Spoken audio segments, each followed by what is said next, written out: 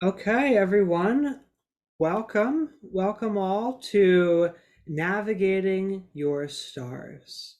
This is a lecture webinar on the three thorniest barriers to manifesting with astrology. I'm sure a problem that many of you have run into.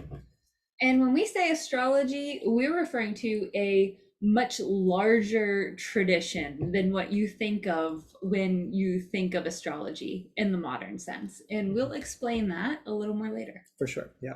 Everything will be made clear. So we thought that we would start a little bit with some of our own story, our own background to coming to the kind of powerful, effective astrology that we now practice and teach. We mentioned at the beginning that we've been kind of working on this, birthing this lecture webinar for, since the beginning, since we very first met even. On the way to an ayahuasca ceremony. Yeah, so the cat's out of the bag. We met on the way to an ayahuasca ceremony. I'm sure there's perhaps no surprise there. And in the car, in that 8.5 or whatever hour drive to Chicago, we really hit it off. We were talking about everything from interdisciplinary spiritual practices and traditions, yoga, Western magic, many different indigenous traditions, Poetry, philosophy, art skills.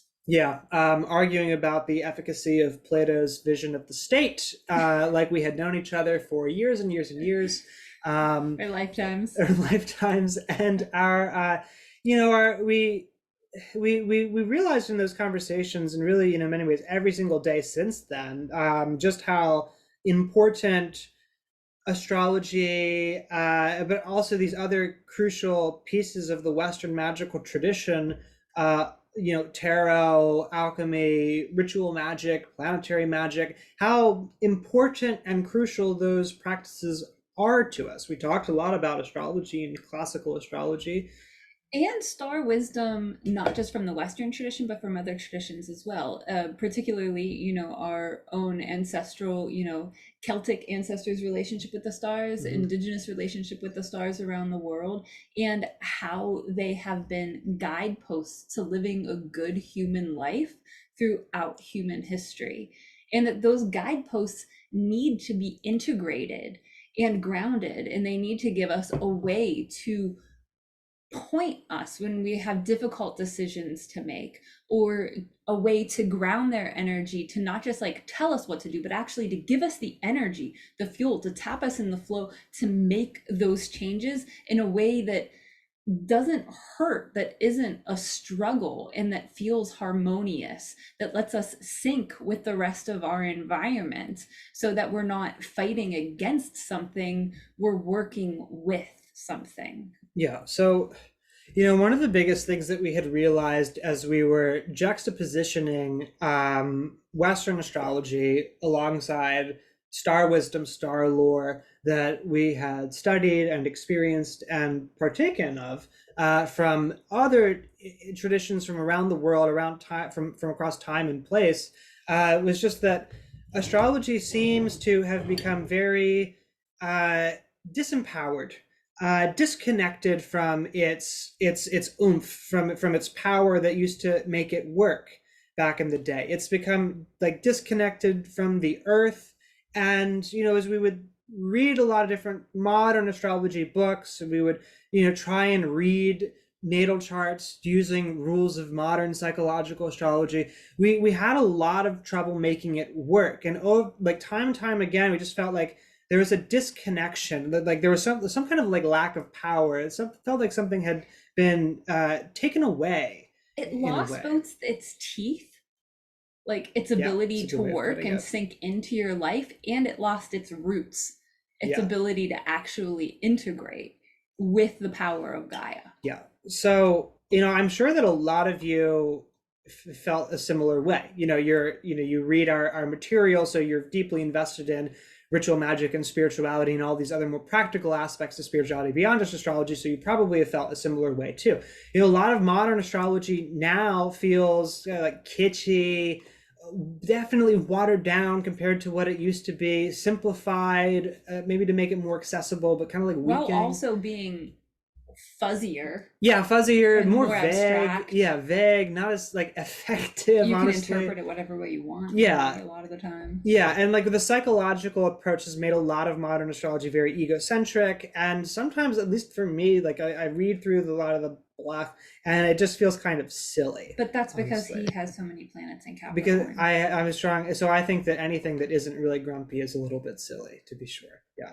But as maybe put You a don't have to feel the same no, way. you don't have to, but maybe put a one in the chat or put a thumbs up in the chat or something if you felt a maybe you felt a similar way about as you've read a lot of sort of modern contemporary astrology. And this isn't meant to be polemical in any But way, it will but be. it will be, and it's going to get more polemical. No, we'll try not. We'll try not. Yeah, yeah, and it's not, we're not trying to poo-poo on anything, but we But we also, but we are. are.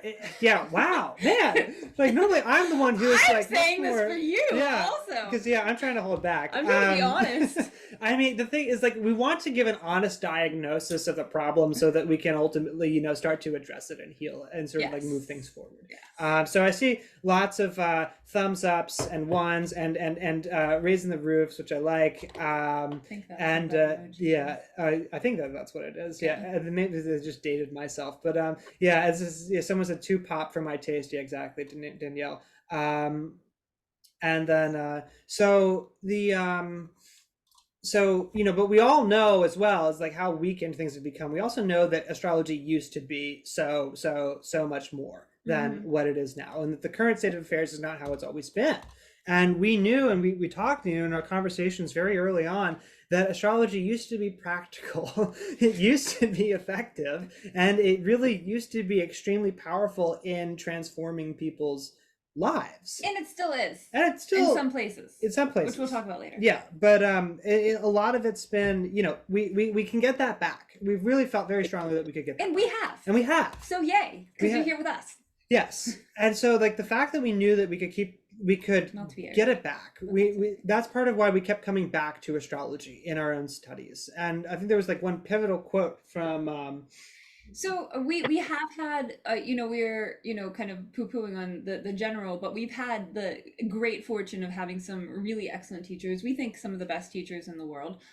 And my teacher, Ashley Ellen Boss, who's the wife of another teacher of ours, Adam Ellen Boss, who's really, really phenomenal, gave us this quote as we were very early on when we were apprenticing with her in herbalism, a quote from Hippocrates, known as the father of modern medicine. And this is, you can translate, he actually translates the Greek, it was translated to me. A doctor who doesn't know how to read the stars isn't a doctor, but a fool. Yeah. So that's from the founder of astrology, of Western medicine. Yeah. Said that. Yeah. So that's this is kind of just shows you how important astrology used to be for effective medicine and truly healing people. Originally, astrologers were called math doctors. That was the original word for an astrologer. The word astrologer didn't really exist until like late antiquity. When you were talked about going to someone who read natal charts and used astrology, you were referring to that person as a math doctor, a doctor who knew how to use mathematics as it applied to healing people's bodies, minds, and souls.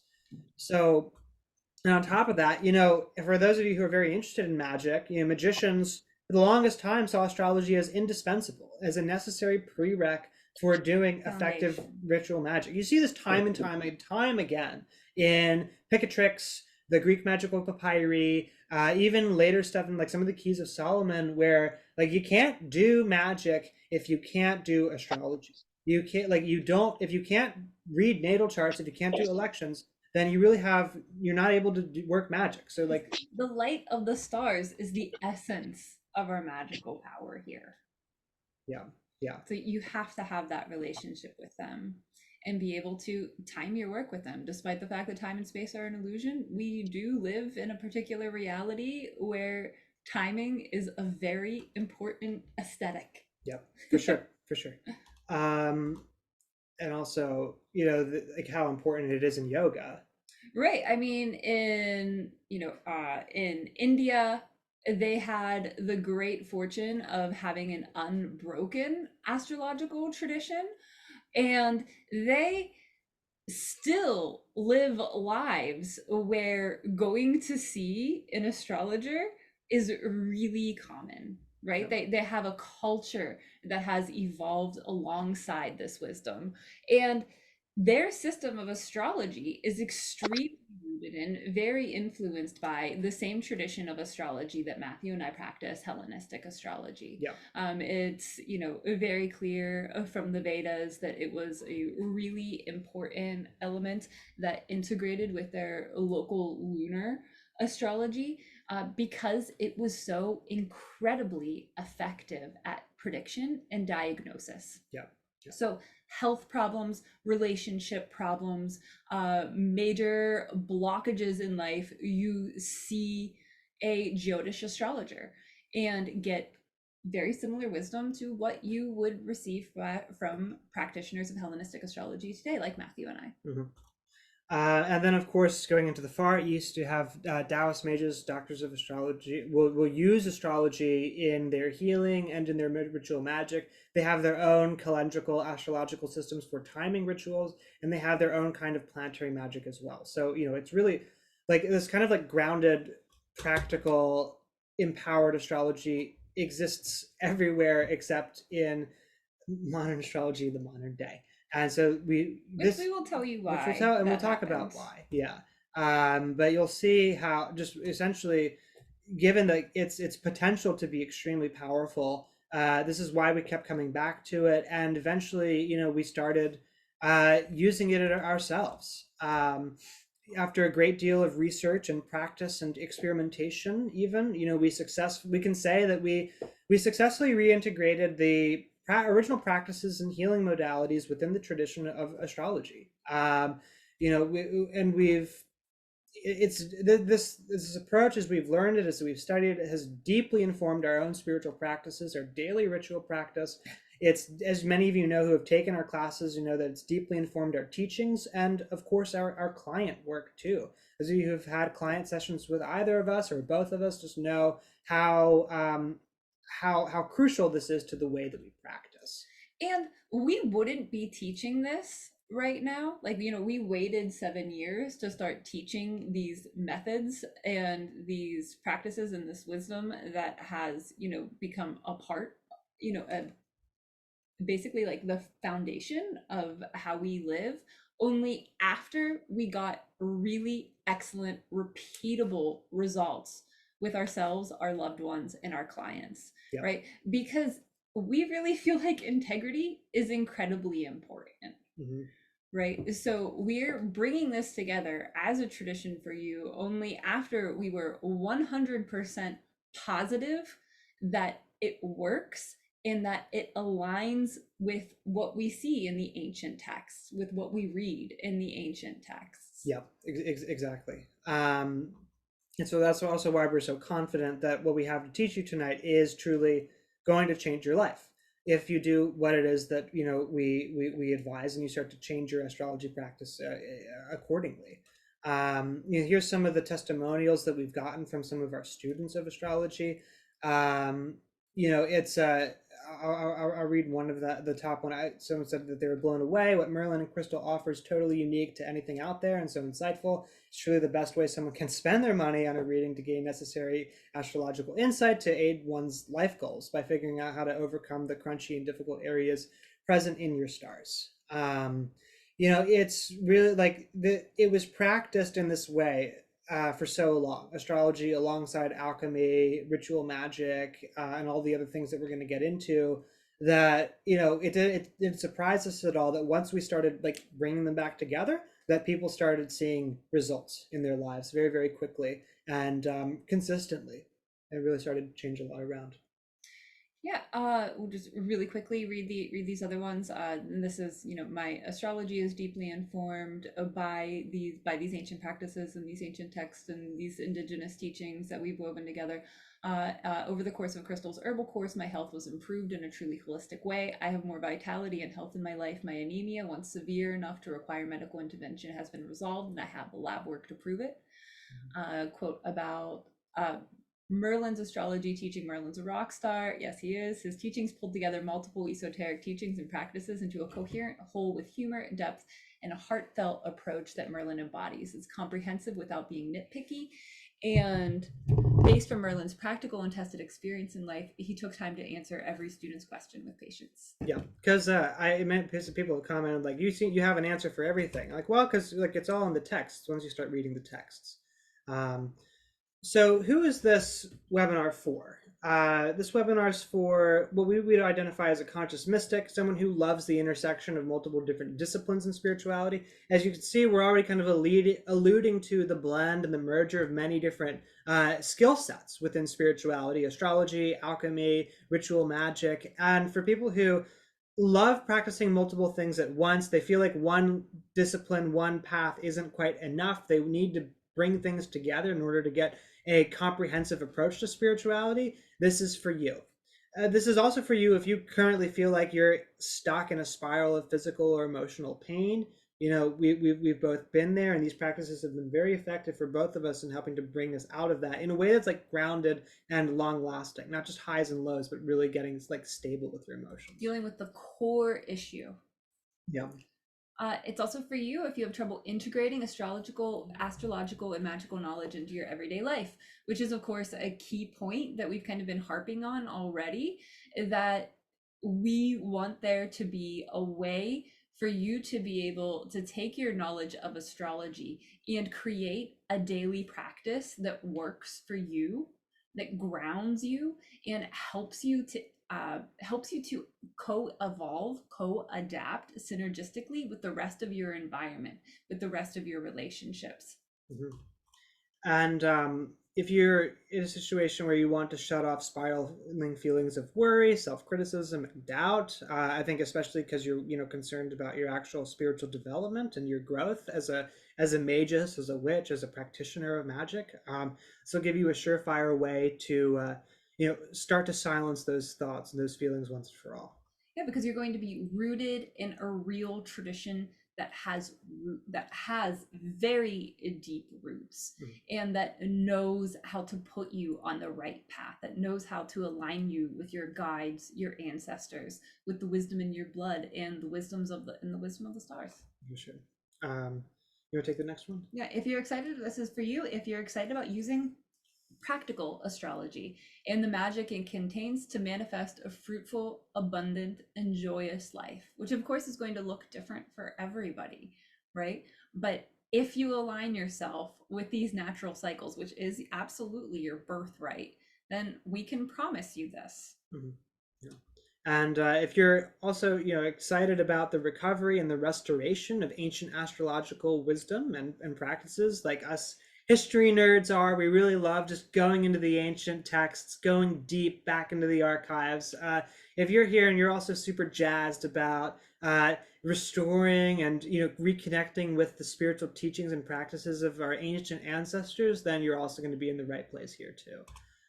And nerdy nuggets for all there's gonna be nerdy nuggets for everybody. And of course, if you're coming here as a complete beginner to the world of not just astrology but also of spirituality, then you're welcome here as well. And you're very lucky to be here, quite frankly. Yeah, you're getting started. Without being too arrogant, you're getting started on like a really good spot for sure. You must have some like good karma or whatever around that. Even though you hate that word. Even though I do hate that word, it's true. It just kind of popped out. Now, this is not for you, and this is kind of tongue-in-cheek, of course, but it has to be said. If you're afraid of things actually happening and techniques actually working, because some people are. Like, some people, like, they're kind of, like, they're sort of exploring, they're dabbling, but then when something actually starts to, like, change or, when the old gods start speaking, they freak out. And they're like, okay, that's not and that. Some of that is natural, right? Like, when you start actually seeing spirits, right? There's always a moment that's like, what the fuck? Like, hearing your name called in the middle of the night, holy shit, you can't go back to sleep, you're Yeah. shaking, and it's like, wait, calm down, calm down. Yeah.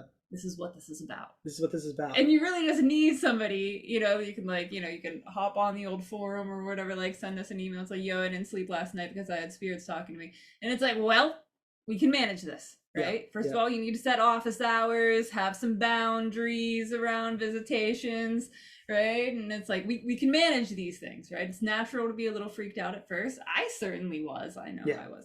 I still get freaked out sometimes. Yeah, I'm like, I mean, what's that? That's especially like when a they're, it's like a spider waking you person up with like or- with 8 legs, and like, what is that? It Yeah. can be creepy. But no, they We're, don't we're look getting like off that. topic. Yeah. So let's just know that, like, if you want realities, if you want real stuff, then in real magic, like you are in the right place, essentially. Yes.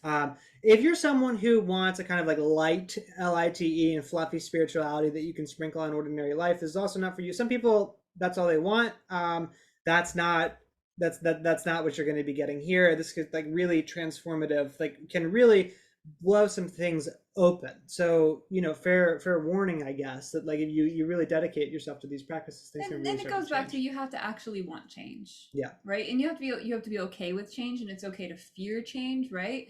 But you're only you only want to do this work if you at least want to see your life change, right? There has to be like something, some level of a will that is going to pull you through these practices, because you absolutely will see your world change around you. And of course, if you just want stuff, I understand, like situations where money is tight and people are sort of worried about their financial And circumstances. we address that. And we address that we for make sure. that a priority, because we do need that. Yeah, that's why we use the word abundance so much. Is like this can bring you an abundant life where you have all of your material needs satisfied without any issue at all. But the kind of this is more addressing a kind of greed that we've seen show up in the past, that we don't necessarily want these teachings to be shared with that kind of energy, because it's not just about getting things. It's about honoring a lineage and becoming a more compassionate, ethical, integrated person who brings more goodness and joy to the world around you, and the abundance is derivative from that. And your streams of abundance are going to come through the channels that you need them to come through. Mm-hmm. Right? Because ultimately this life is absolutely not about acquisition of material goods, right? And sometimes we need to go through particular lessons, right, in order to receive, in order to learn how to trust, in order to learn how to form relationships, in order to learn how to live in a way that actually feels good for you. Yeah. Right. So those channels of abundance are going to look different, but we can absolutely address your needs for living on this planet in a way that is not stressful and full of anxiety. Right? That we absolutely can do. Yeah. And then finally, because nobody wants you to have stress and anxiety. Yeah, for sure. And then finally, this is like for people who can have some kind of respect for the tradition of magic and the sanctity of this knowledge. Like you don't have to be like a history nerd like we are, but at least like doing like a kind of like recognition and honoring that we all stand on the shoulders of giants, and that it's our ancestors, it's this lineage from many different traditions that we want to honor and respect the members of those lineages, and like know that we are here studying this in as a result of, in many times, the sacrifice that they made for us, sometimes with their lives, especially in the more recent centuries. Mm-hmm. Yeah. And I hear those of you in the chat talking about scarcity. Yeah. So yeah, scarcity, it's definitely something that you can solve here for sure. Now, so we're going to just give a little introduction to us. So we'll make it really, really quick. I'm just going to share things about my background that I've never shared before. So it's a little bit vulnerable, but I think you should know a little bit more about where I'm coming from and how I've used these practices and these skills to bring myself into a state of wholeness and flourishing. Before really devoting my life to magic and spirituality, I was extremely, horribly clinically depressed and anxious. I was hospitalized twice. I was put into a mental institution twice for very, very severe spirals of all kinds of things. And I was 40 pounds heavier than I am now. and I was also on a heavy cocktail of mood stabilizers and antidepressants. Um, I had sciatica, structural body issues, nerve pain, repressed traumatic memories that I couldn't remember that ended up coming later and were directly impacting my health. And I was addicted to cigarettes, alcohol, and cannabis, self-medicating all day, every day, just to sort of numb myself from the pain that I was experiencing in my body. And I suffer from the condition of being a philosophy major, perhaps the worst one. It's very problematic, but after getting very serious about my meditation practice and beginning to study my own natal chart with like classical astrology and turning to herbal medicines, these things truly started to heal. I stopped taking my meds And cold turkey ceremonies. and ceremonies as well. I stopped taking my meds cold turkey. I'm not saying to do that, but it is also a matter of fact that that's what I did, and I'm completely fine. Um, I healed my sciatica, structural body issues. I returned to That awake. he was told he would have to have major surgeries Yeah, for. people say like you're gonna need surgeries, you're gonna need X, Y, and Z for Multiple this. Like, surgeries. yeah, like healing for like 6 months, blah blah blah. Insurance won't cover it, blah blah blah. Totally fine, completely fine. And returned to a weight that was at least comfortable for my body, and it made me feel good in my body. I haven't struggled with depression in years, and most importantly, I'm no longer a philosophy major. So really like a Does full. have a philosophy degree, I do have a but philosophy degree. Yeah. So really a full 180 in terms of where I was with my physical, not just my emotional health, but also my physical health has completely transformed thanks to these practices. Today I have, as many people know, a very dedicated daily spiritual practice that involves Taoist alchemy, yoga, ritual magic, and I've kept these up in some way for over a decade now. And I'm an ancient language nerd. I've studied Greek, Latin, Sanskrit, a little bit of Babylonian, very little Egyptian. bit Egyptian, also German, not an ancient language, but something I like to speak every now and then when I can.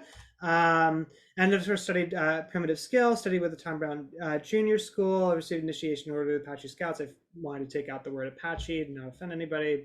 But It is what it the is. Apache people do go there and study, so. Yeah. They're yeah, Southern Lipin Apache there. So then also we've done some magical manifestations or like land. We've built a 6-figure income. We make money teaching magic, doing what we love, and healed my body with magic, like Venus workings and even some Saturn stuff like structural issues and chronic pain, and getting to the point where I didn't have to take mood stabilizers. It was all like really transformative stuff for me. And my introduction here. Uh, yeah, so before I was also trapped in the medical system. You can pull the points up Yeah. if you like.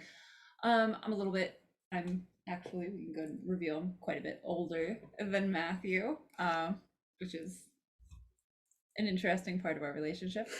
But yeah, so many years ago when I was 23, I'm turning 39 very soon, so this was a while ago. I also escaped the medical system.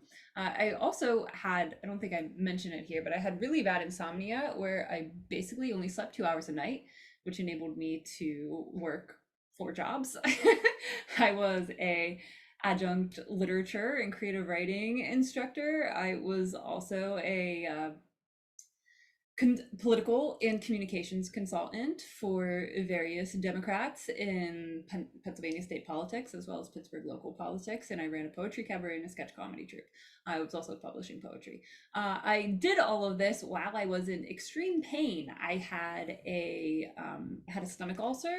I was on 6 medications, 6 of which were for mood disorders. I was medicated for mental health issues and in therapy since I was in 6th grade.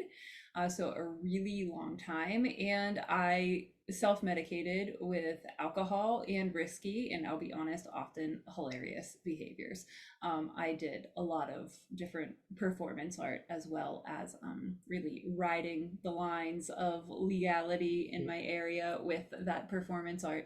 That part was worthwhile. That part was worthwhile. Yeah. But so I when I was 23, I had a, shall we say, come to Jesus moment of realizing that the medical system was completely insane and appeared to be actually hell-bent on killing me. And I got off all of my medications and dedicated myself to herbal studies and yoga. I had been practicing yoga since I was 18. It was basically the way that I kept functioning was my yoga practice, as well as a deep connection to the natural world. I basically grew up outside. If I wasn't in school, I was outside no matter what the weather was. And that connection to the natural world to kind of had a natural ability to channel and speak with spirits, and that also kept me going. But it was this moment that really put me on the path to finding these deep ancestral teachings.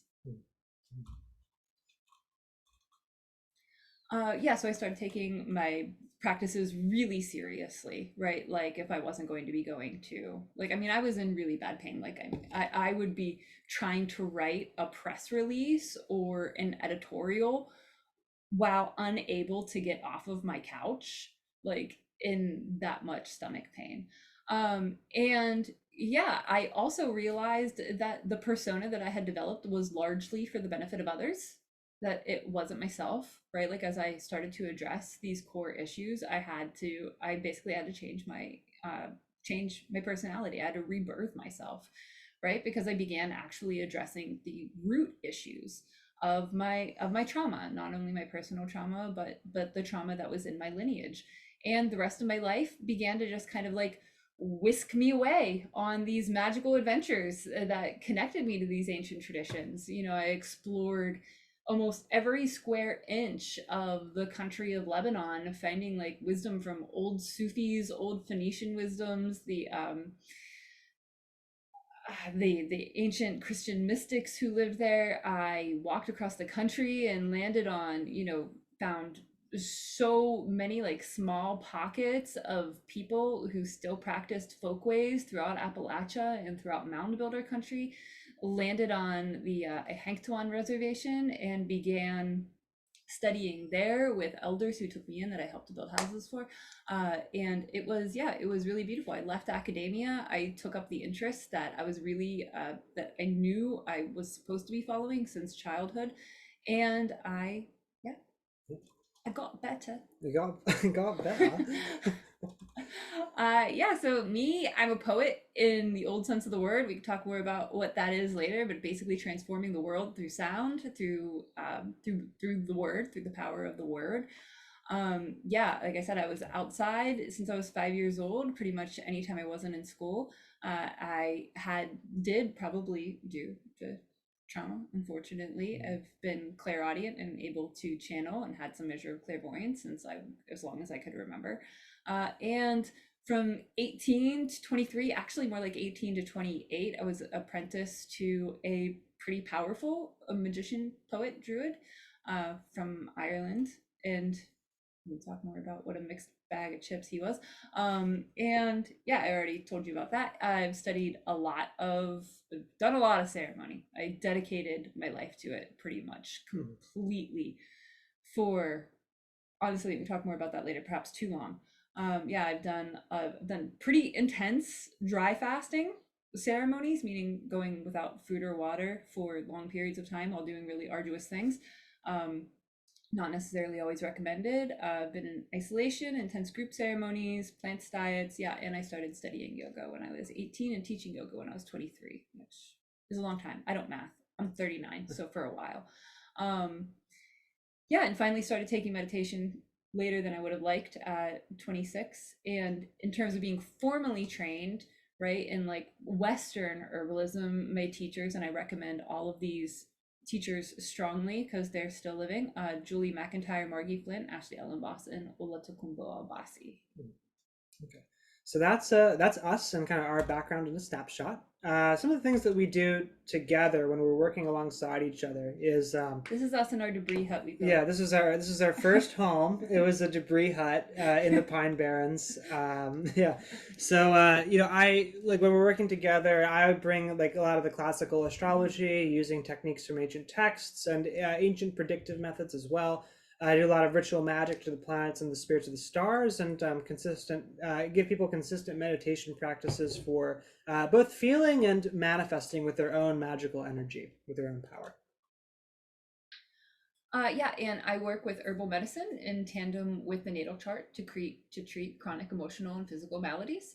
I practice remediation and embodiment practices to heal issues based on astral wisdom, trying to find again root issues, root ancestral issues, and I have work with and teach connecting with and channeling fae spirits, ancestral spirits, star beings, and spirits of the land.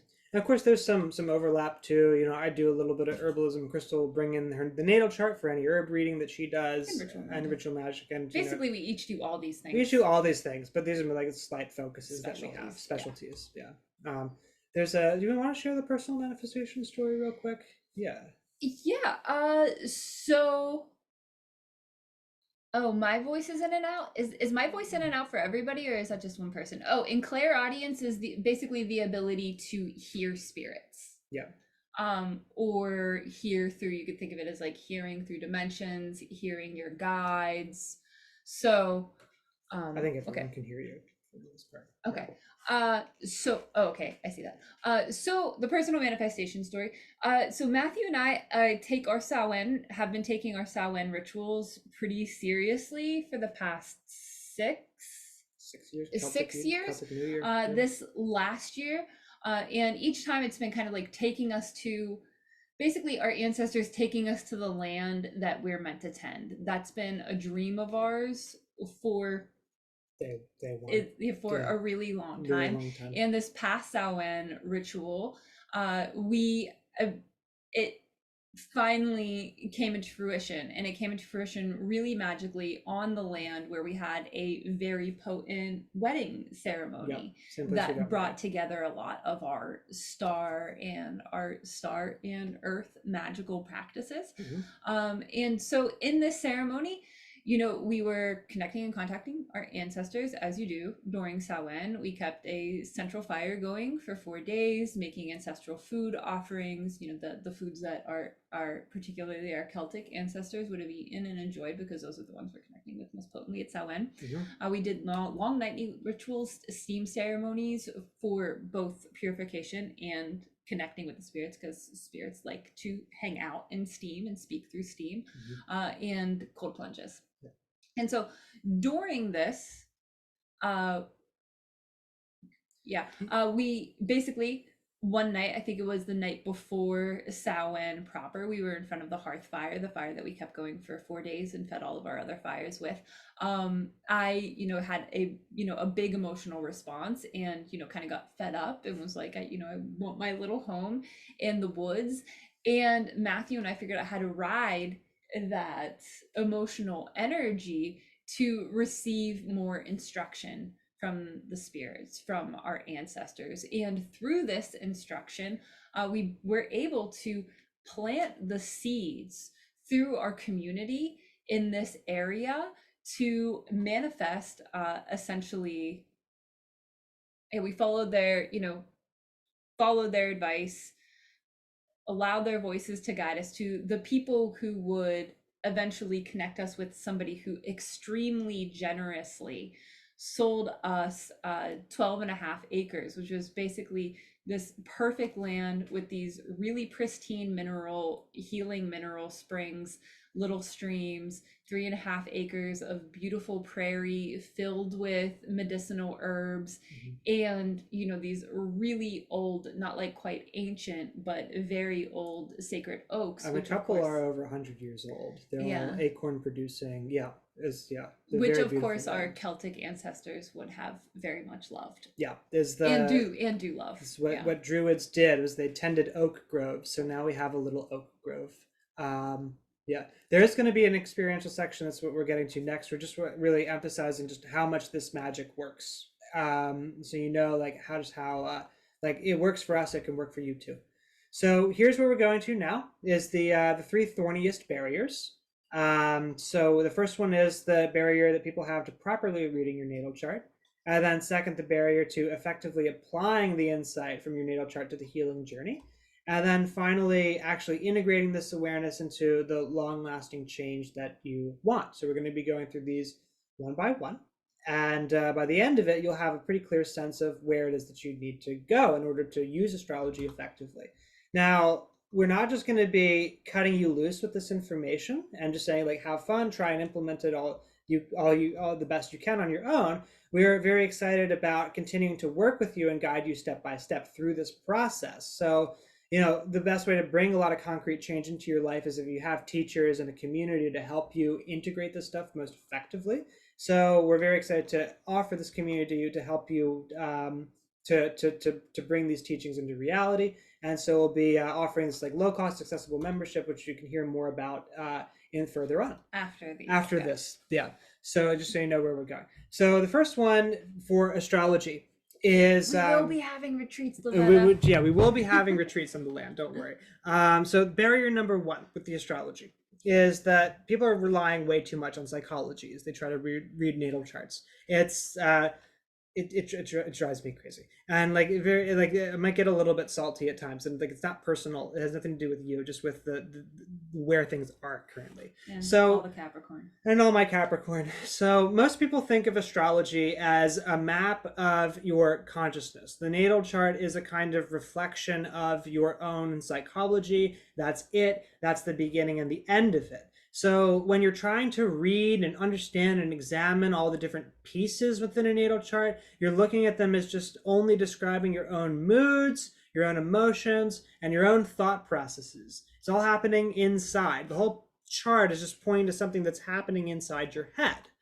So I'll kind of play this out a little bit and see like where you get. I'm going to describe a sort of status quo, then see sort of like that you're all very, very familiar with.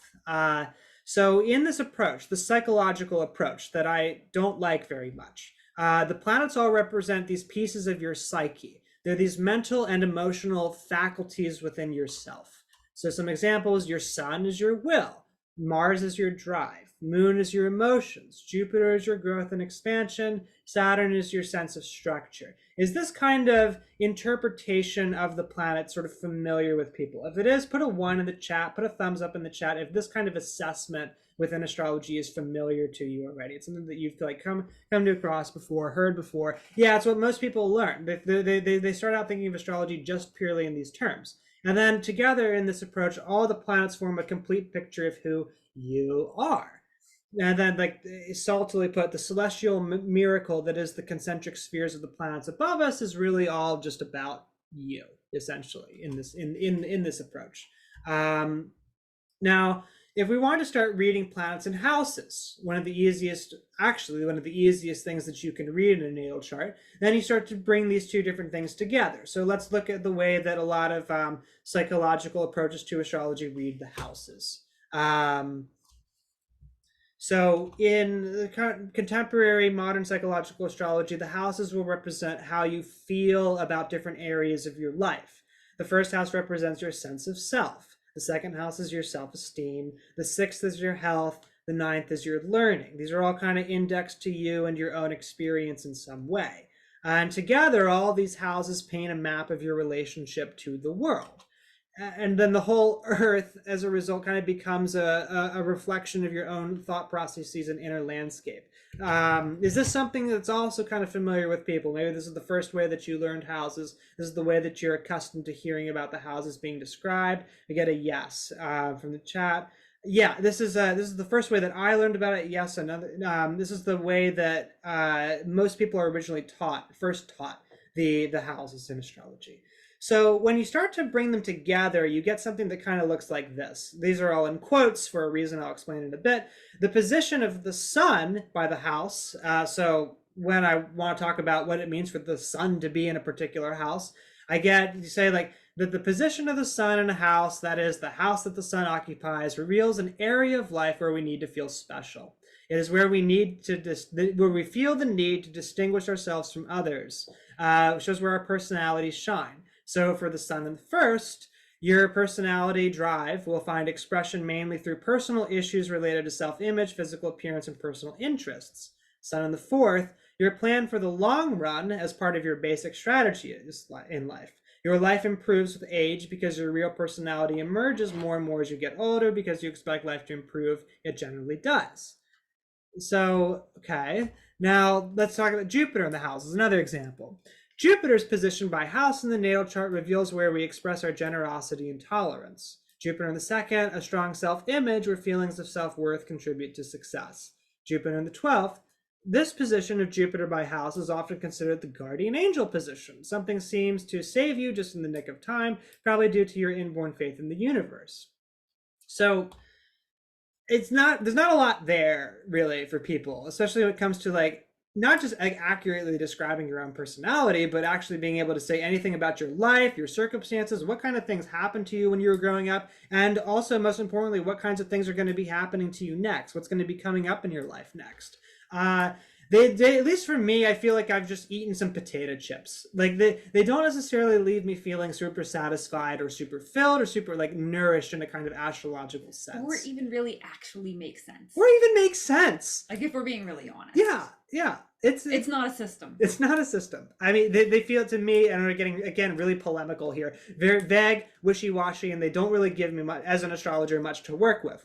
God forbid that I was someone trying to learn astrology, reading those things. But thank God somebody was keeping the tradition alive somehow. In somehow. Right? But like, still much appreciation for that system, for keeping astrology alive in the West, for us to reclaim it now. Yeah, for sure. It's something. Now I'll also add to this that I've seen many clients with every single one of those 4 house placements, and none of them really describe those people. From my own experience, actually seeing clients, they're not like actually like very real world effective.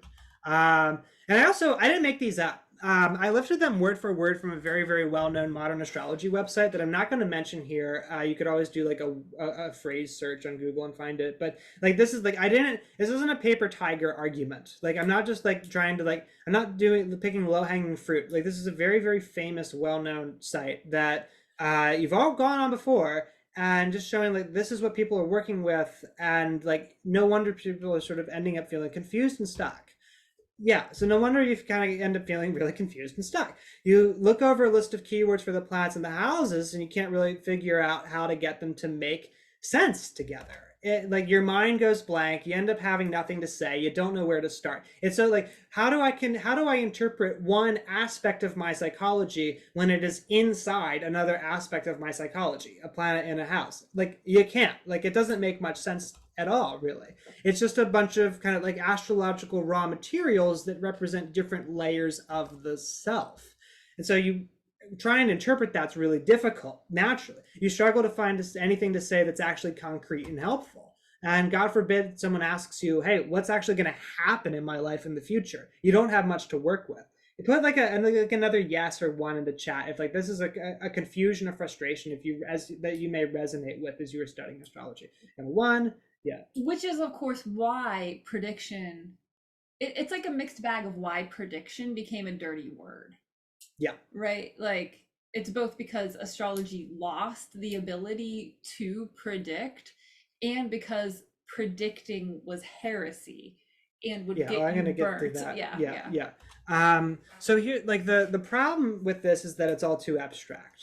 It's been so watered down and generalized by people who are afraid of being wrong that you can find ambiguous ways to say everything so that it fits no matter what. This is not just a problem in astrology. This kind of thing also shows up in medicine. It shows up in psychology too. And like there's a great every tradition has ways of hedging themselves if they're concerned about being wrong. But this is how it happens in astrology. Sometimes you have to let yourself be wrong. Yeah.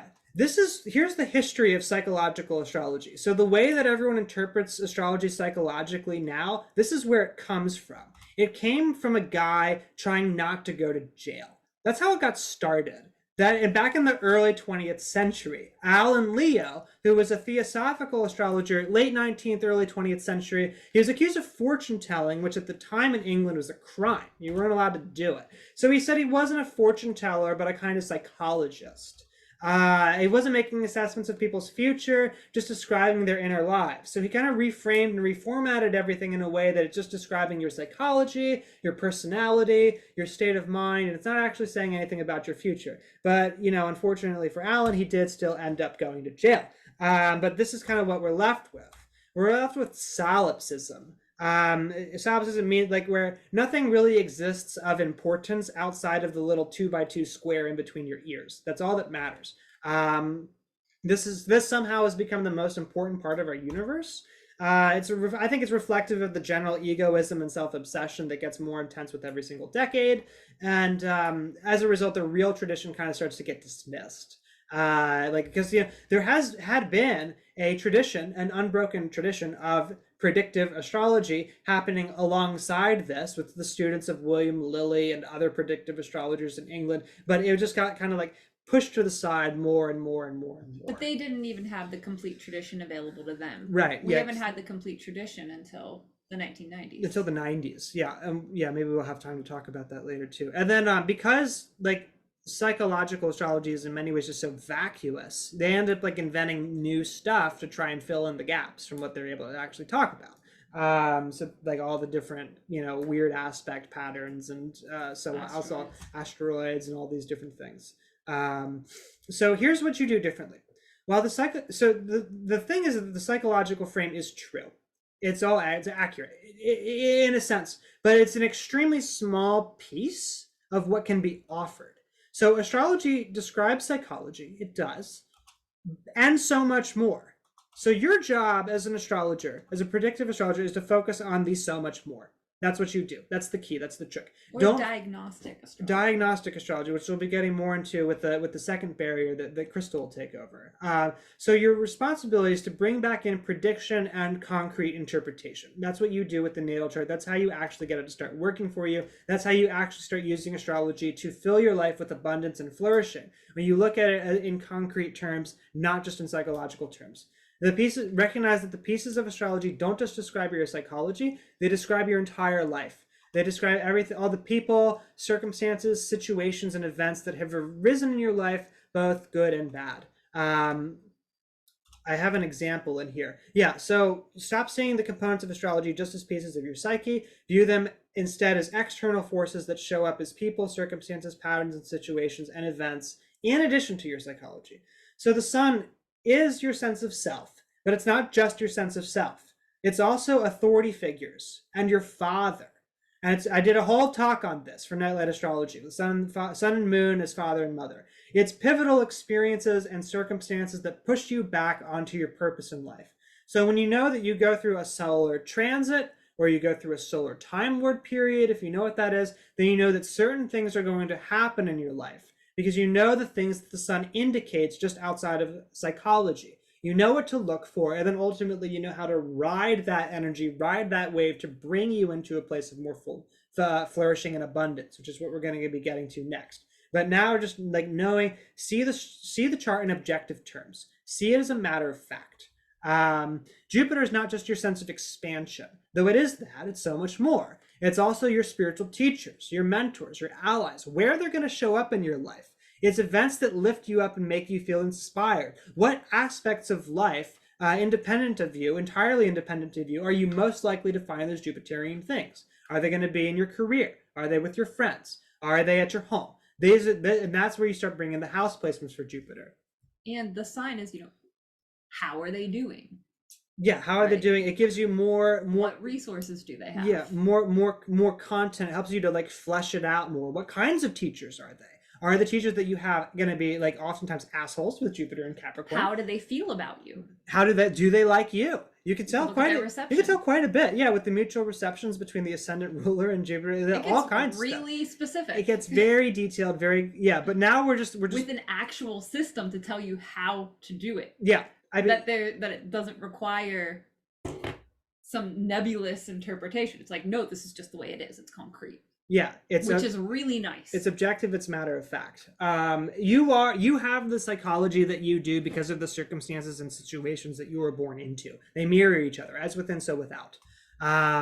So once you start seeing it this way, it becomes a lot easier in many ways to capitalize on your chart.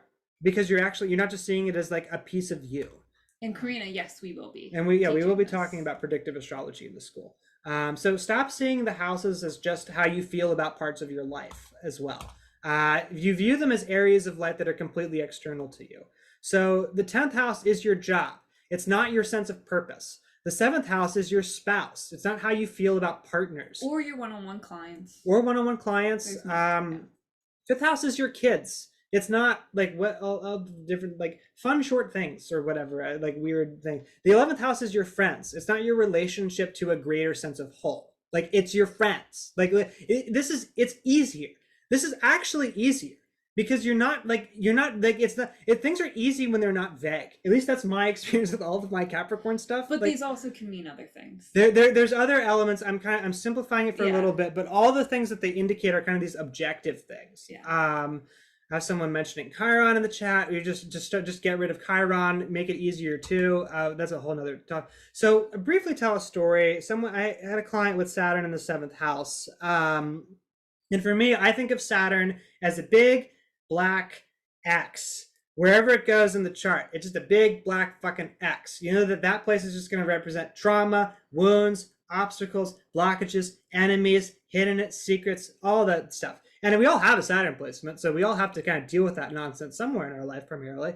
So she had Saturn in the 7th house, and she's kind of looking all over the place, trying to figure out why she couldn't get relationships to work. And she's like, wondering, like, is it a problem with my friendships? Is this like some like inner thing that I need to do more work on or whatever? I was like, no, like look at you have Saturn, like if you have Saturn in the 7th house, there's a good chance that you have a lot of like fear and like well-earned fear based off of like severe trauma that you had related to relationships from a very, very young age. And lo and behold, that's what it was, that she had sort of repressed these very, very traumatic experiences in middle school and high school related with significant others that I won't get into. And so as a result, she was unconsciously pushing away people that cared about her because she was afraid. And so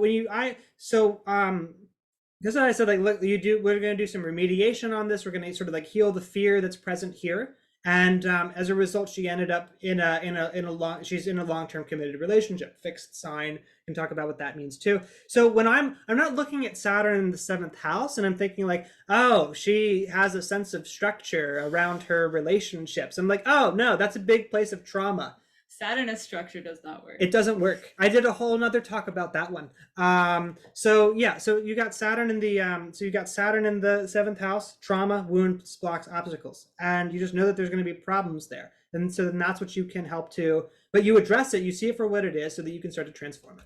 When I talk, I'll tell you how to address these things. Yeah, that's what we're getting to next. I'm not just like leaving you empty-handed. Like this is like you're gonna have other things to do. So work with all these. The unfortunate fact of the matter is that most astrologers and astrology students don't know this. There are literally millions of aspiring astrologers spinning in circles trying to escape this prison of self-reflective, solipsistic, watered-down astrology. They're all on Instagram. You can see them. It's hard to find. Just pause because of the salt. Okay, I'm gonna take some of the salt out for a second. Sure. So it's not just astrology, right? It's not like just modern astrology. It's not like there's like something wrong with these people. It's our whole culture who has worked with symbolic thought in such a disconnected way from the earth and our environment that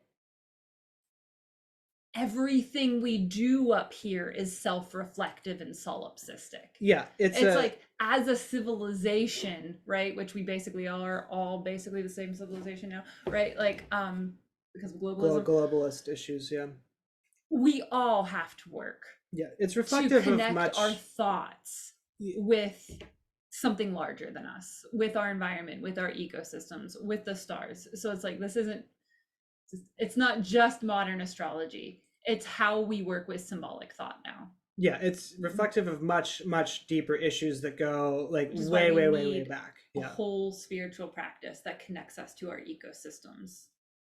Yeah, that's what we'll be getting to next. But for sure, just giving an honest diagnosis kind of where we are so that we can begin to address it and heal it and move forward. Yeah. And the unfortunate finality to this is that it becomes it's become very hard to find teachers and teachings of astrology, ritual magic, not just astrology, but so many different things that are authentic and aren't just rooted in individual psychology. So I wasn't surprised when I sent out a survey to all of you in my newsletter that the number one complaint that I received was that people had a hard time finding good, reliable teachers. So that's like, we got really excited again there about sort of putting ourselves out there for all of you as, people who have like done a lot of work on this and maybe can help you out. Yeah, it really inspired Christina to I have a lot of show up. Leo, so I'm positive that I can. Yeah, I have Capricorn, so I'm hoping and trying to. So there's benefits to reading this way. As you can see, it's actually a lot simpler. Once you cut through the ambiguity and the fluff and you just see things like objectively, it becomes a lot more straightforward to make delineations. It also gives you an honest assessment of trouble areas and strengths. Instead of kind of dancing around them very, very lightly and delicately, you can just say, no, this is the problem, and you can move forward with it and address it in barrier number 2. And you also, that leads to being able to accurately identify blocks to work with, and helping other people make definitive absolute diagnosis too. You can, if you're interested in applying and practicing astrology, you can use this to help others as well. And it also indexes and frames the psychology. It puts it in its proper place. So it has a place, it's just not front and center. And you can change it.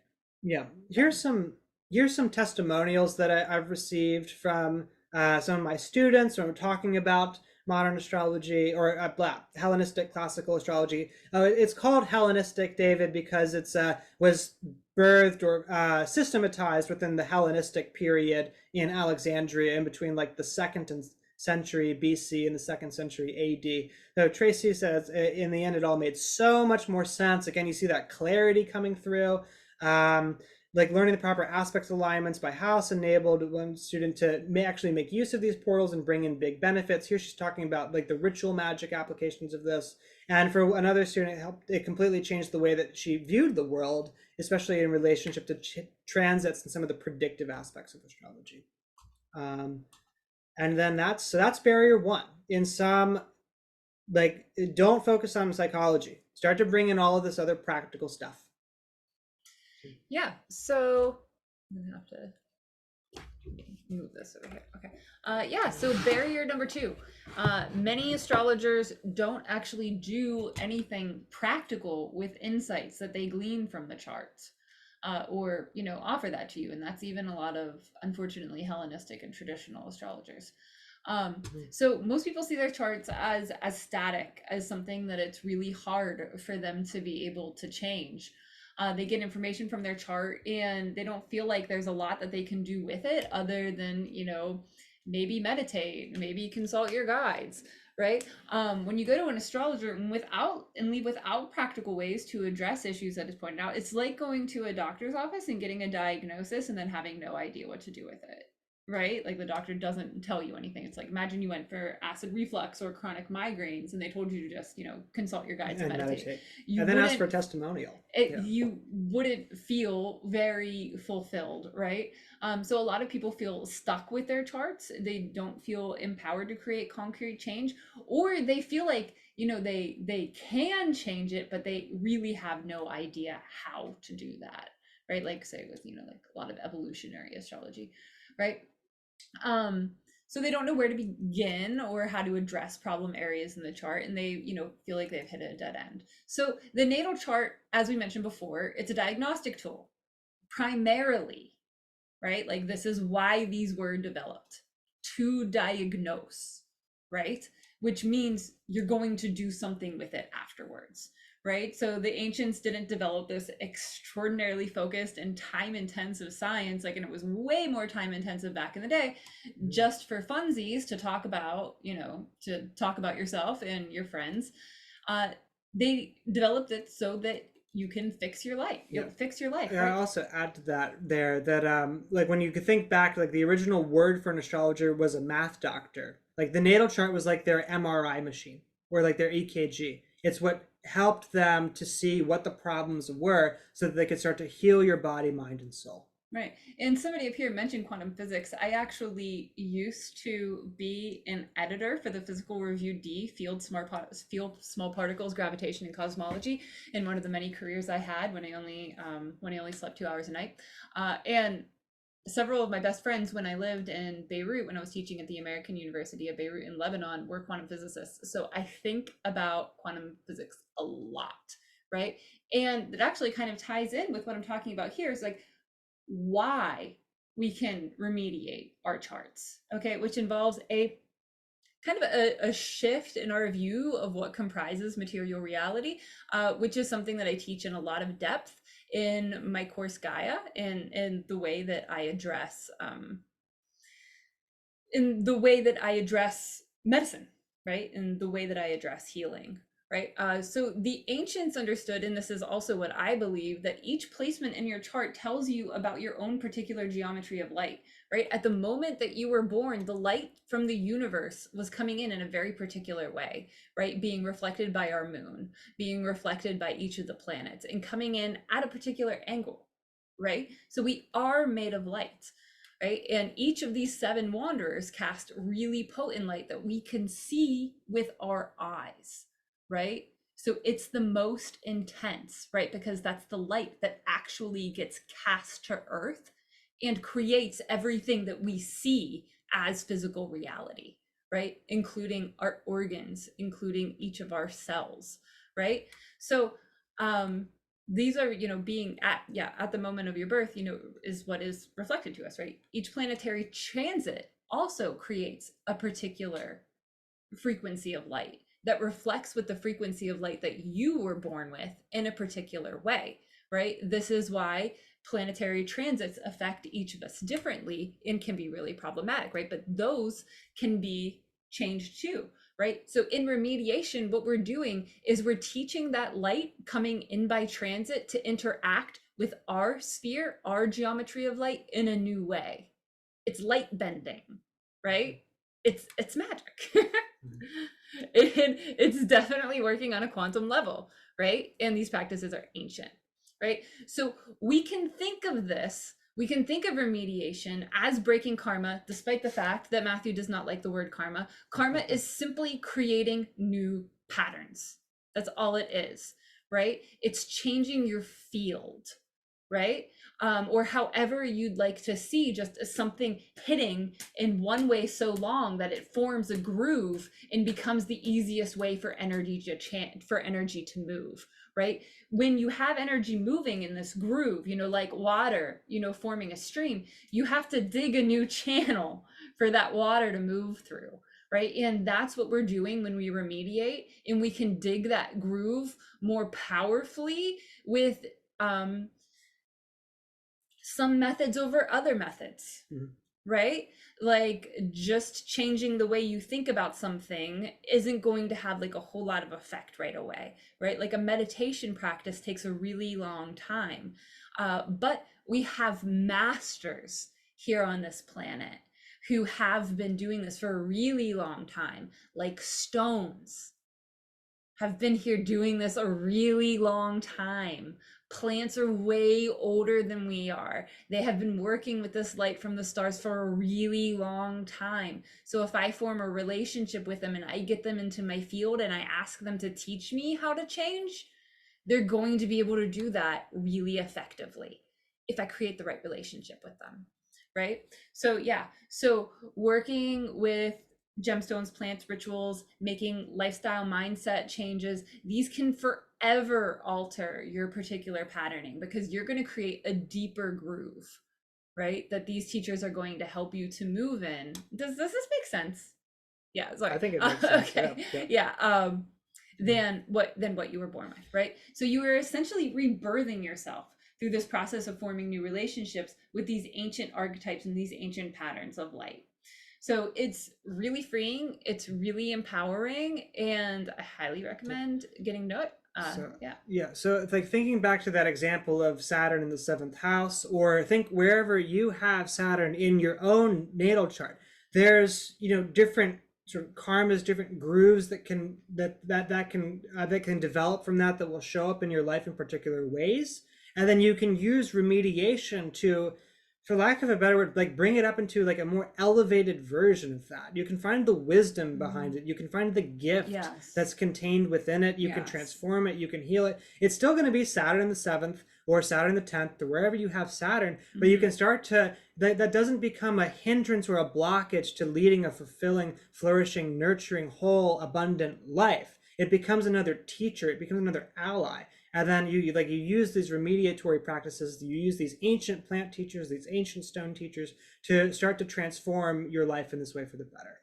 In those difficult placements that Matthew's talking about, it's like they become what make your life just interesting. They make you interesting.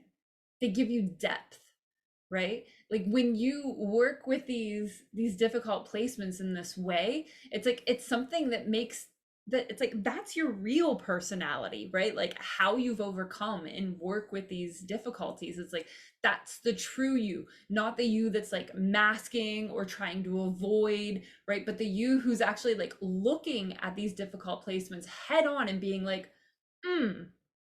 hi, we need to figure something out. Like you and I, we need to talk, right? And I have all of these, I have all of these teachers who are working with me to help me have that conversation and manage that pattern in a different way. Um, okay. Yeah. So these methods work and they actually work really quickly. Right. So I've been able to address issues with my clients who have been working with other healthcare providers or closers for like months or years, just by looking at their birth chart, right? Because like it's really easy to find root issues almost like scary easily. Like it's actually my most difficult thing is like figuring out how to address these things with people, which the birth chart can also tell you, fortunately. I apprentice herbalists who have advanced degrees in herbalism or naturopaths and or have done years long in apprentices, and they're stunned by how much time they can cut in sessions by learning to employ the birth chart, and it's almost problematic for their finances. Yeah. Like a good doctor puts themselves out of business, right? Yeah, it happens. I'll also add, I have a friend who is a doctorate in traditional Chinese medicine and acupuncture. And he said that his teacher and a lot of the people in his faculty, I think it's at Texas A&M, I can't remember, it's somewhere in Texas, are now using like traditional medical astrology like this in tandem with a lot of their acupuncture practices because they know just like how effective this is for really bringing concrete like lifelong transformative change. Absolutely. Yeah. You have to know how to really work with it and develop sensitivity to channel the intelligence of the planet speaking most loudly at any particular time, which is maybe something I should bring up later rather than in something introduction like this. But anyway, so it's not just a clinical matter, right? The practice of irradiating a birth chart is not just prescriptive or clinical, though its foundations certainly are. How you address it in session or how you address it in your life requires a lot more sensitivity. It requires presence and deep connection with the spirit of the tradition if you're going to know the best path forward, right? And the reason that other magical practices and herbal protocols don't work for many people is because they aren't like in tune with that sensitivity of the core, like the core or root issue that is alive in the moment, like what doorways are open to being addressed in the present, right? Which you need, both knowledge and sensitivity in order to do. This makes sense because we are trained to just treat symptoms, right, rather than root issues. And that's even, unfortunately, what a lot of medical astrology teaches now is how to deal with symptoms. And when people come to you with symptoms, that's what's in their mind, right? That's like what they want to address, but that's mostly just that's just a mask, and their core issues they've often forgot or they've managed for so long that it's going to take time for those root issues to unfold. So that was right. Addressing these root issues is a fine art, Because yeah, like I said, because people often, really don't want to talk about it. But this is something that the chart can teach you how to do, and that transits will teach you how to do, because you spent a whole life, or your client has spent a whole lifetime managing it.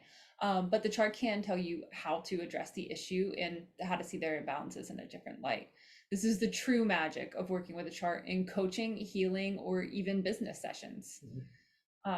So the art of addressing root issues is also not something that is taught in a lot of medical astrology programs. It wasn't really practiced in the Renaissance. It was taught in a much more clinical way that is much more like Western allopathic medicine, where it is treating symptoms and just telling you more about symptoms rather than like real, actual, like those energetic pathways that we were talking about that's causing the symptoms to erupt, which symptoms are actually just how we deal with these root issues, right? So the symptoms can point us towards root issues, but we don't want to treat symptoms, because if we push back against symptoms, we're actually pushing back against our body's natural healing capabilities, which can do more damage in the long run than good, right? Because symptoms are how our bodies have learned to come back into homeostasis. So we actually really want to treat those as sacred teachers rather than something to fight against, right?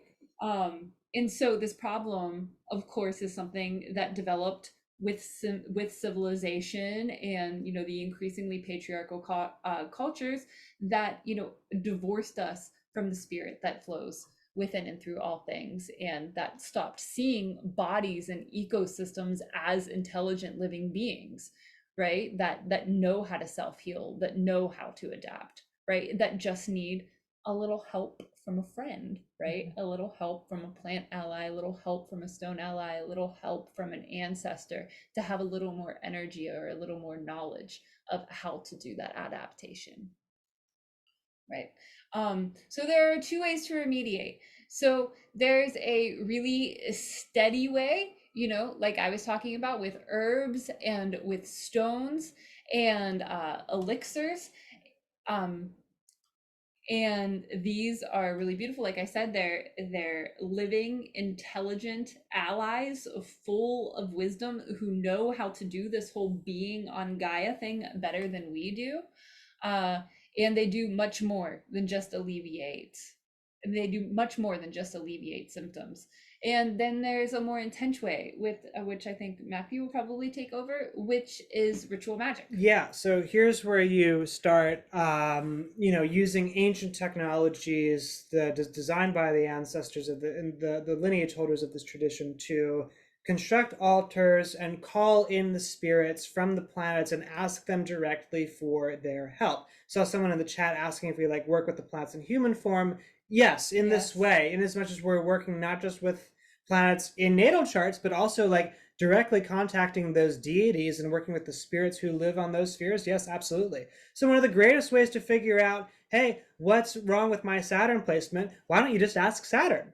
It's like you can do that, and that's where ritual magic comes in. And this is something that's still practiced in an unbroken way in India, where they do these pujas and these fire ceremonies, these yajnas, where they give propitiations and offerings to the planets on your behalf, and you can recite mantras. Sometimes it's like 19,000 times within 30 days or something, and it transforms your life. You end up forming a connection with these spirits, and this is a way of maybe not so much working on symptoms as well as the root issue, but getting right to the root core of the problem by addressing the problem at the energetic, psychic level with the spirits that are involved in creating the issue in the first place.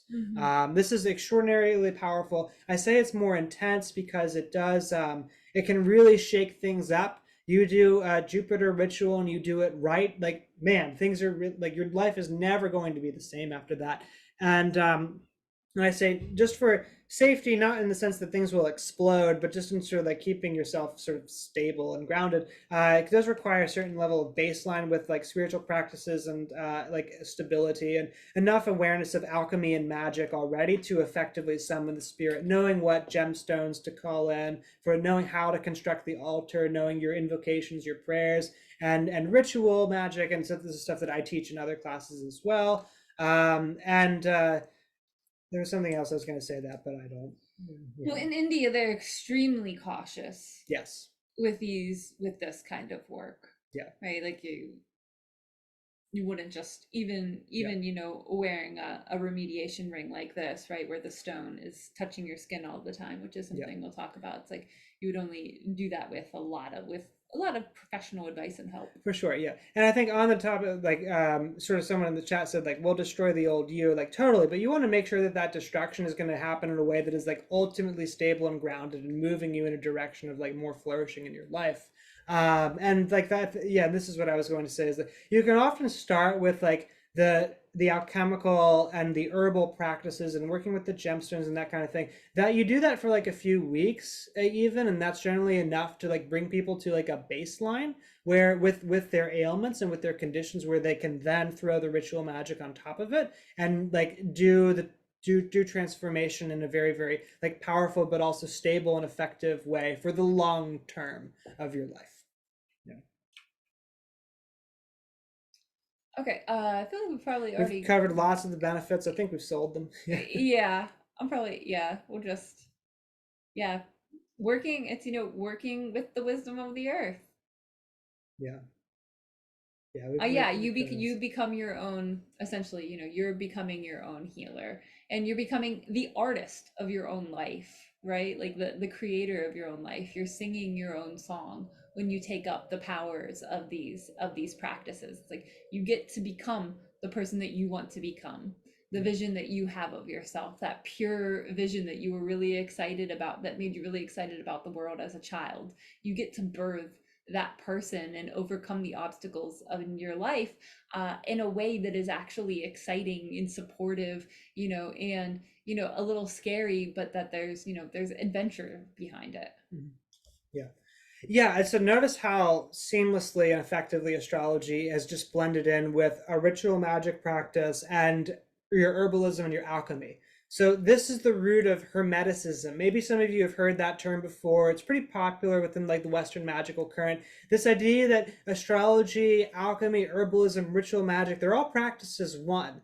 They fit together so well because they were originally designed to fit together like this. Like your astrology will inform what herbal protocols you do. It will inform your ritual magic. Your ritual magic is going to be empowered by your ability to read charts and pick proper elections.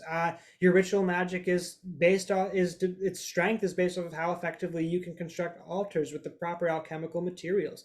Everything ties together. So for those of you who are this conscious mystic who are interested in the intersection of multiple different approaches to spirituality, many different like living traditions, and you want to find a way to unify them all in a way that is like resonant and intuitive and doesn't feel sort of super slipshod and just kind of like hammed together, then it's been done for you. It's hermeticism. And then like there's other things you can throw in there as well, but like this was a tradition that was birthed from people who were bringing lots of things together in a way that was like grounded and effective, and it all informed each other.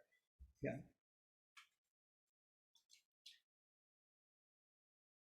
Yeah, and we've Yeah, helped a dozens. lot of Yeah. people.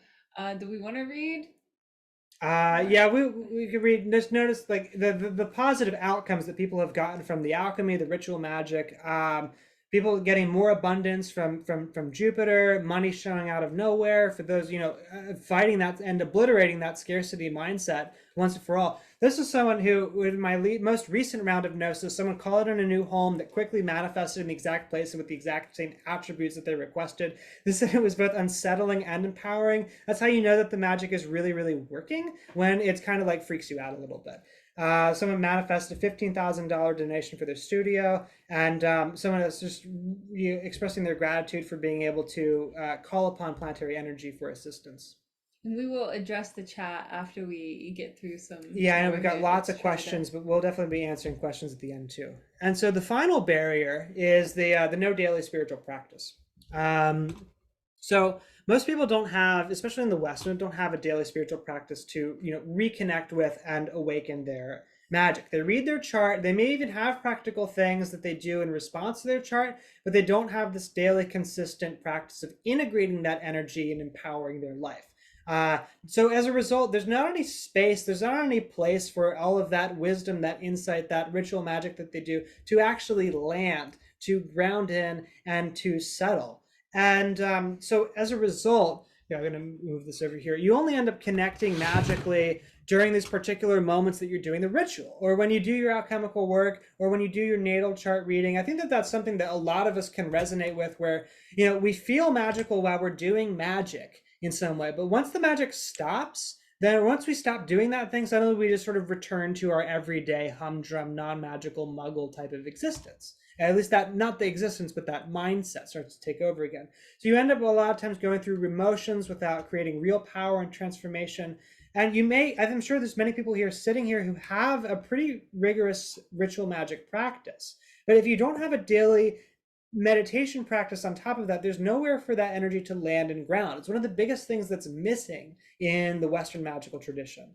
So as a result, you end up kind of with temporary relief, only for things to fall apart. There's like a ritual that you do, it's effective, but then you kind of just return back into old ways. You get this intense high. I'm sure we can all relate to this. You get an intense high from a powerful ritual or a ceremony or a prayer that you made, only for that everyday consciousness to just kind of take over once there's space for that everyday consciousness to come back. Things don't stick, things don't land as much. Again, you feel magical while you're working, but not during the everyday life. You're getting back into those sort of egoic everyday ruts. The egoic mind hasn't been like diminished of its power, so you just kind of easily fall back into it. I think that this is a serious issue in occult ritual magic circles. I think we can all relate to like people who do lots of magical rituals. Maybe they see spirits, but they're assholes and they're annoying to be around.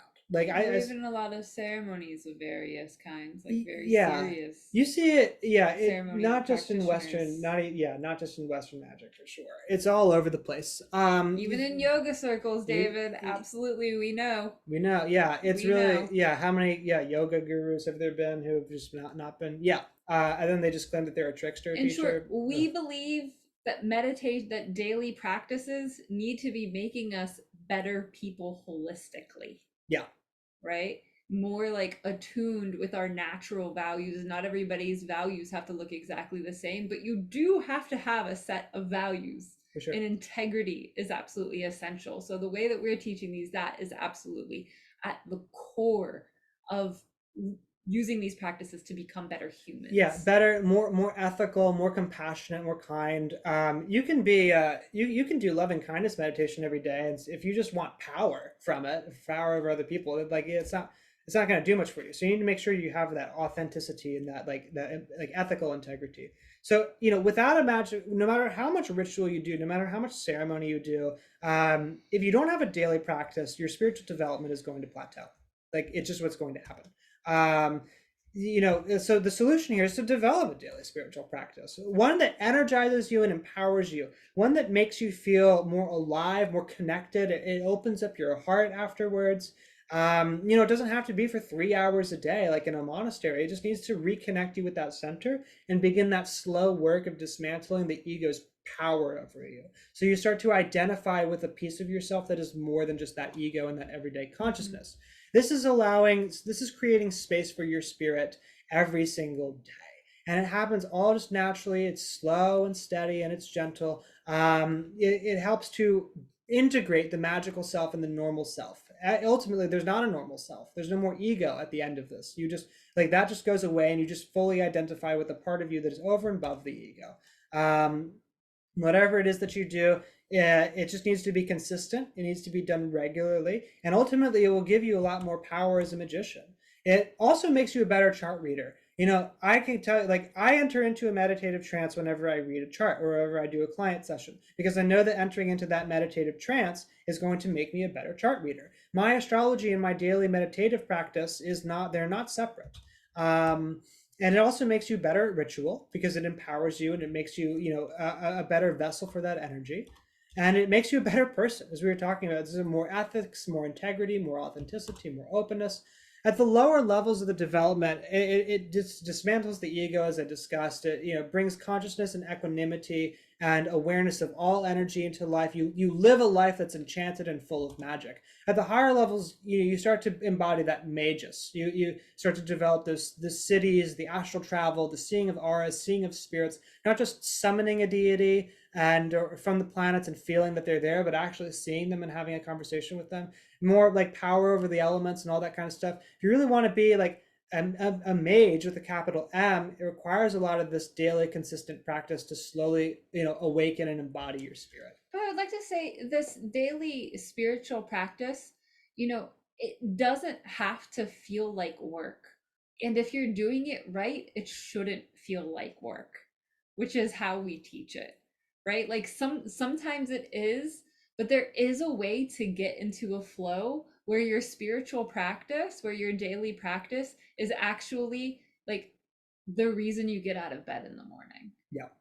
Where it's like it's a great source of joy, right? And also I wanted to mention, it's like I completely agree that I actually don't think we ever, while you have a body you have an ego, Yeah, right? Like that's just a fact, right? That's the personality that we were talking about cultivating by really looking at the trials in your life head on, right? Like the difficult dark parts of ourselves that we don't often want to address, right? It's like, some people call that, Jung would call that shadow integration, right? The making friends and allies with those parts that would, if we don't look at them, and if we don't work with them, they make us a kind of a shitty person, right? Like I've been a shitty person. I was a super shitty person in my early 20s, like, because I had a lot of work to do. But this kind of work makes your life joyous, right? It makes working with your ego fun, right? It makes your life enchanted.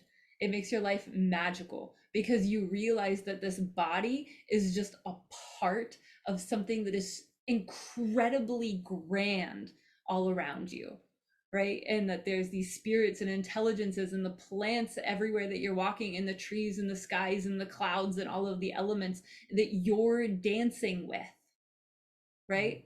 And your daily practice is how you maintain that flow and where you get to go really deep in that dance. Yeah, so when you mentioned earlier, like the childlike joy, returning to that childlike mindset, where when you were a kid, the whole world was full of magic, and the whole world is full of magic, that we just like lost contact with it. If you want to return to a world where everything, everywhere around you is like fairies and spirits and celestial energy that you can work with and talk to and embody and ground, that's the kind of world that the daily spiritual practice brings you into. It's not like, as Crystal said, it gets to the point where it's so exciting to do it every single day because it leads to you reconnecting with that kind of like childlike wonder and all of the enchantment in the universe. It's not a chore. It's an opportunity to reconnect and like awaken something deep in yourself and remember what it's really all about. And it makes the rest of your life flow much more easily, right? Because you like see, like if there's an obstacle, it's like, oh, I know how to dance with this. Yeah, all of life just becomes more fun as and more meaningful. Yeah. But needless to say, we know how hard it can be to start a daily and keep up a daily meditation practice for sure. You're busy, your mom, your dad, you have a job, like there's 1.5 million things that go on that kind of maybe, intentionally or the often designed to pull you away from it. But like the real issue here is that it can be very hard to keep up a lifestyle of spiritual practice when no one around you is doing it. People in monasteries have very busy lives. They do lots of work, but they have time for meditation because they, as a community, as a group, as a sangha, make time for it every single day. So this is this principle of resonance, morphic resonance, that we behave like the people around us.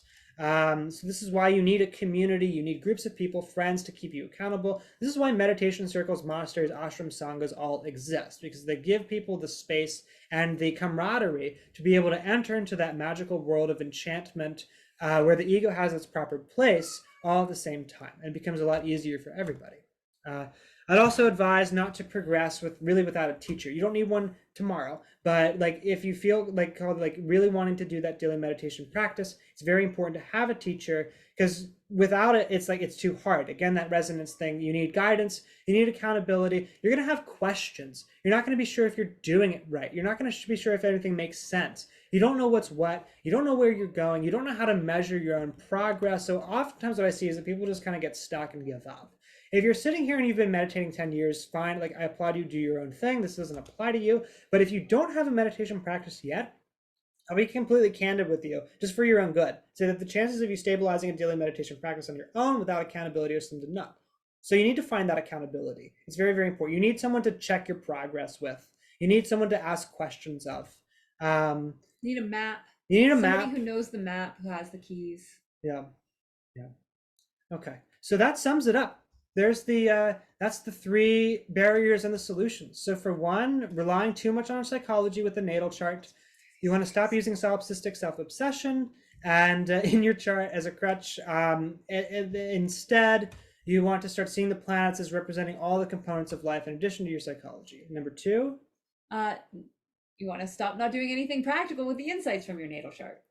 yeah, instead of feeling stuck, you can start utilizing it with remediation, ritual magic, and alchemy. Forming relationships with those other bearers of that beautiful geometry of light that each of the wanderers work best with. Yeah, and finally, not having a daily spiritual practice. Instead of just like doing a roller coaster of spiritual highs and lows, you're going to want to find something to do every single day to slowly build and develop your spiritual sense and to connect with that enchanted world of magic that we are all surrounded in at all times, and give all of that spiritual work and that ritual and that alchemy and that healing that you're doing a place to land and settle. You owe it to yourself, truly. Preferably a daily spiritual practice that integrates with your environment, Yeah. with your beliefs, with your value system, one that integrates with your daily life, one that roots you into the earth and your place in the world, which not every spiritual practice does. Yeah, so one of the first things that Crystal would tell me when we were first like spending a lot of time together was like walking through the woods could be a daily meditation if you're doing it mindfully with like aware of your peripheries and feeling your energy. That can be a daily meditation practice. And it's an excellent one. And it's an excellent one. So whatever's like brings more connection, brings more joy, brings more open-heartedness. Like that's the direction that you go in. And then so at this point, with these three things these three barriers that we've taught you how to overcome, we've given you this direction. But honestly, it's going to be hard to go in this direction, integrating everything that we've shared with all of you completely on your own. If you don't have a background already with alchemy and ritual magic and meditation, it's going to be hard to follow this map. It's going to be hard to integrate it. So you need like some kind of set curriculum to introduce you to all the information out there to actually help it to integrate into your life. You need people to practice this stuff with. You can't just experiment on your own. You need experienced teachers to show you if you're doing it properly. You need people to ask questions of. And so that's why we're introducing the School of Heaven and Earth. Astrology, alchemy, magic, and earth medicine for enchanted living. Here we go. This is what we've been working on building since we first got together all those years ago. We're super excited. This is, I think we're just really through the roof to be able to offer this to people. It's really a very, very,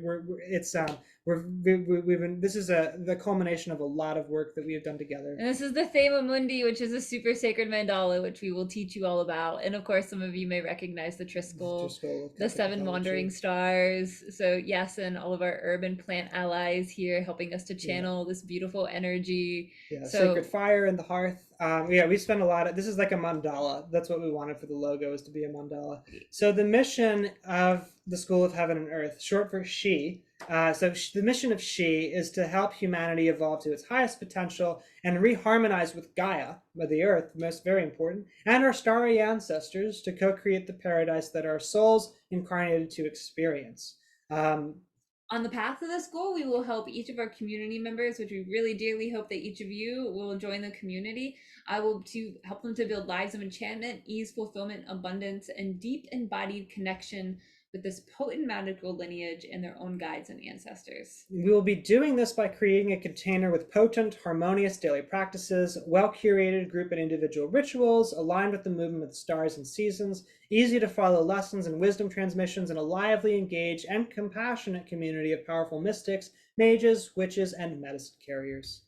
Which we know many of you who are here are, as many of you have taken our courses or have worked with us in some way. So this is what you get with our magical curriculum and in our community. The curriculum itself, it's going to be 7 lessons. It's meant to be an overview of the foundational practices and bodies of knowledge in this magical tradition. It includes astrology and chart reading, alchemy and remediation, so that like all the remediation stuff that we've been talking about, it's all going to be here. Ritual magic with the planets, And also some work with the spirits of the land too, so connecting with those fae who are always so fun to talk to. And then magical empowerment practices, that daily spiritual practice that we can all do together to help us all embody that magical enchanted version of ourselves that we all deeply want to embody at every single moment of our lives. There's also going to be a monthly meditation / Q&A session with me. So I'm going to be running one every single month. We'll do some group stuff to keep you accountable, and there'll be plenty of time for Q&A afterwards. You'll have time to practice this stuff alongside each other's, and I'll be available to answer any questions that you had. Remember when I said you need a teacher to ask questions of?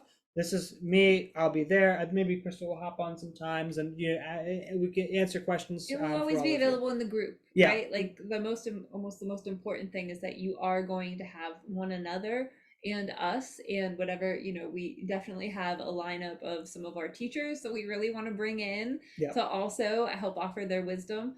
So they will be there too. Yep, sure. And then you'll be running your new and full moon rituals too. Yes, I'll be running rituals for every new and full moon. I'll be bringing in some herbal allies. We'll be doing some journey work. We'll be honing those channels for the moon for helping us to bring the dream, right? Bring that beautiful invisible world dancing energy that we normally can't see into our day-to-day lives so that it can guide us more effectively and so that we can be more potent in our actions in the world. We're also going to be, utilizing this container to, go deep with different plant and stone allies that we will work with in remediation so that our sphere becomes filled with the potency of their energy and their wisdom, and we become carriers of their energy and wisdom that other people that we meet and other beings that we meet feel then with us. Right? So that's what these diets and these rituals will do. Oh yeah, and then that's on to the diets. So I think you kind of covered that too. Yeah. So then, and I'll also be typing up basically a report for every single month where I give elections for timing and rituals. So there's some windows for contacting spirits from the stars and for like ritual magic stuff that are better than others. And I'll be, using my astrological expertise to show them for you, doing some of the legwork for you so that you can just say, okay, these are the times to do my ritual magic, to start speaking with the spirits of the sky, and then you don't have to worry about that. I can just take care of that part for you.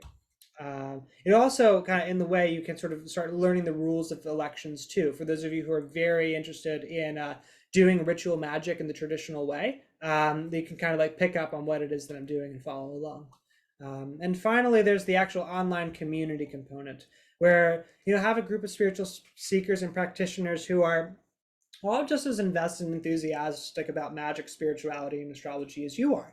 And one thing like I always love to say at the tracker school is like, so there's 50 to 100 people in a class, like how am I going to have like, any time with the instructors to figure anything out? And they said like, you're never in any point in your life going to be surrounded by so many different people that are just as passionate about the nerdy things that you're passionate about. So like it's like this ability to tune into that morphic resonance and learn alongside so many other people who love the things that you love that you might not be able to talk to, like have other people to talk to about, is itself a really, really special thing. You're going to help make friends and connections with other people who are learning and practicing alongside you. And it's also going to feature some of the members of Gnosis, my class, and GAIA, Crystal's class, who are more intermediate to advanced students who have a lot of familiarity with this material already. And so some of whom have already expressed to me that they're excited here. Cynthia, there's some here. Daphne, yeah, we see you all. It's so good to have you here. I know that they're excited to be welcoming you all too, and sort of like guiding you along. So this is the School of Heaven and Earth. You get the magical curriculum, the monthly meditation, Q&A sessions, the new and full moon rituals, the monthly plant diet with the plant ally, the elections, and the online community. And all of this is easily a $99 a month value. Many teachers charge $99 for schools and memberships with substantially less real content. They're not going to name names. They're not going to name names, but it is true. Yeah. But we're offering it all for the low price of $20 per month. $20. So $20 for all this. Because we are we being the wise and generous mages that we are. I didn't write that one. I did. Yeah, The Leo did. yeah. This, so I think we said this at the beginning. Maybe we should have done is like we want someone thought $99 was a steal. Now it's $20. Yeah. It's just, if we were smart, If we were smart, if we had a better business senses, then then we might have made it $99. But we're also not, I think we're not good mages. We're not good business people. We're not good business. We try though. But we're not. It is like we're not in it for the money. That's really not what it's about for us. We're just we also like money. We do, yeah, it's helpful for sure. But it's ultimately we want to stop talking. We want to make this accessible for people. Yeah, we really want to make it accessible. We want you to be here. And as you can see, we love teaching this stuff. But for that reason, to answer a question here, for that reason, we are not going to be dealing with very individualized concerns, rituals, or challenges unless you get a session. Yeah, you're going to need a session with us to get that individual. But we can talk about discounts if you need it. Sessions. Yeah. So enrollment is open till the end of the week. It'll be after that. It's going to be closed for I think about 2 to 3 months because we want there to be like a tight knit container, a cohort before we start bringing in like a bunch of other people. We want a community culture to be formed, and that's going to be formed by all of you as the founding members of the community. You'll be shaping the community for everyone else to come. And also, if you want to sign up and make a commitment for 6 months or for a year, please do. We'd love to have you there for that long. Then we are a 20% discount. So if you do 6 months, you get a month off. If you do a year, you get 2 months off, essentially. So again, to welcome people in. I don't math, but I trust him. Yeah, that's my Capricorn. So it's like again, like really like wanting people who are not just kind of in it to try something out, but are very interested in like saying like, hey, I think this might be the path for me. And I want to learn something from you all and like help build this community, and excited about being a part of what it is that's being built here. Gina asked, or maybe I'll get to your question later, Gina. Make sure we'll get all the material. So Gnosis is a more complete. Yeah. Gnosis is like a full course in Hellenistic astrology, right? Which takes a lot of effort to learn. We're going to be teaching the basics here. Yeah. So if you have been like maybe interested in my course Gnosis, but you thought like you saw the curriculum and you're like, wow, that's a lot, and you're not sure about like if this is for me, then this membership, this school is a great starting point where you can get introduced and exposed to the fundamentals, and you can practice alongside everybody. You can come to the new moon, full moon rituals. You can experience the elections and stuff. And then if you say like, yeah, I'm interested in the really going hard into classical astrology alongside ritual magic and alchemy and stuff, then you start getting into Gnosis. Right. But even if you've already, even if you've already taken Gnosis, or, if you've taken GAIA, you're going to continue to receive you're going to continue to receive a lot of benefit in the course and through the curriculum, because we're going to be building this, this group energy, building these new channels, continually bringing in new plant allies, new stone allies, new rituals, and also continuing to weave the daily practices into our lives. And as if you meditate in a group, if you do these rituals in a group, the power increases exponentially. Right? It's so much easier to build momentum and to maintain momentum and to build enchantment and to get confirmations for your visions, for your synchronicities, people to talk about your dreams with, right? Like these things are absolutely invaluable to making this work more and more real, to grounding this energy and creating real changes. Like this life is all about relationship, right? We need mirrors. Like this reality, honestly, like this work of embodiment is all about relationship. It's like we have to work with these mirrors in order to really get to know ourselves, and we need one another, especially if we are going to evolve as a humanity who knows how to live in sacred relationship with the rest of the beings who inhabit this beautiful planet. It's like we need to do this work. Yeah, for sure. right? And that's what really excites me. Like, I mean, I'm a revolutionary, right? Like, I could tell you stories. That's the whole ride in the line of legality thing throughout my life. That's what I want, Yeah. right? Like, I want to see a new world born. I want to see a world born where, us and our children and our children's children can, live in that enchanted state without the stress and anxiety that the bonds of a very disconnected, patriarchal, mind-centered world have placed on us for far too long. Yeah, you saw it in the mission. Creating, restoring the relationship between people and the earth, and create welcoming everyone into an enchanted, magical world that is our birthright, um, and getting everybody there. Mm-hmm. So I think we'll start answering some questions now. I put the link in. I put the link in the chat to sign up. I'll put another link in. So first off, great question. For those of you who are already in the Gnosis graduate subscription, does it carry over or is it separate? It carries over. You'll have to re-sign up for this, and you'll have till Saturday morning to do that. But yeah, you're not going to be paying for your Gnosis graduate subscription on top of this. This is the new Gnosis graduate subscription, essentially.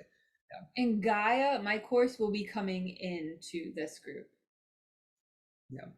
Do we want to? So I think we got answer some other questions. Yeah, we got a lot of other questions. I might have to like scroll up to see some of them. You can also feel free to like retype your question in the chat if we didn't get into it. Yeah, what questions do you all have that are most alive? And also, I mean, we can ask some people to come off mute and make this a conversation, right? Do you want to stop share and we can see each other's faces? Yeah, let's do that.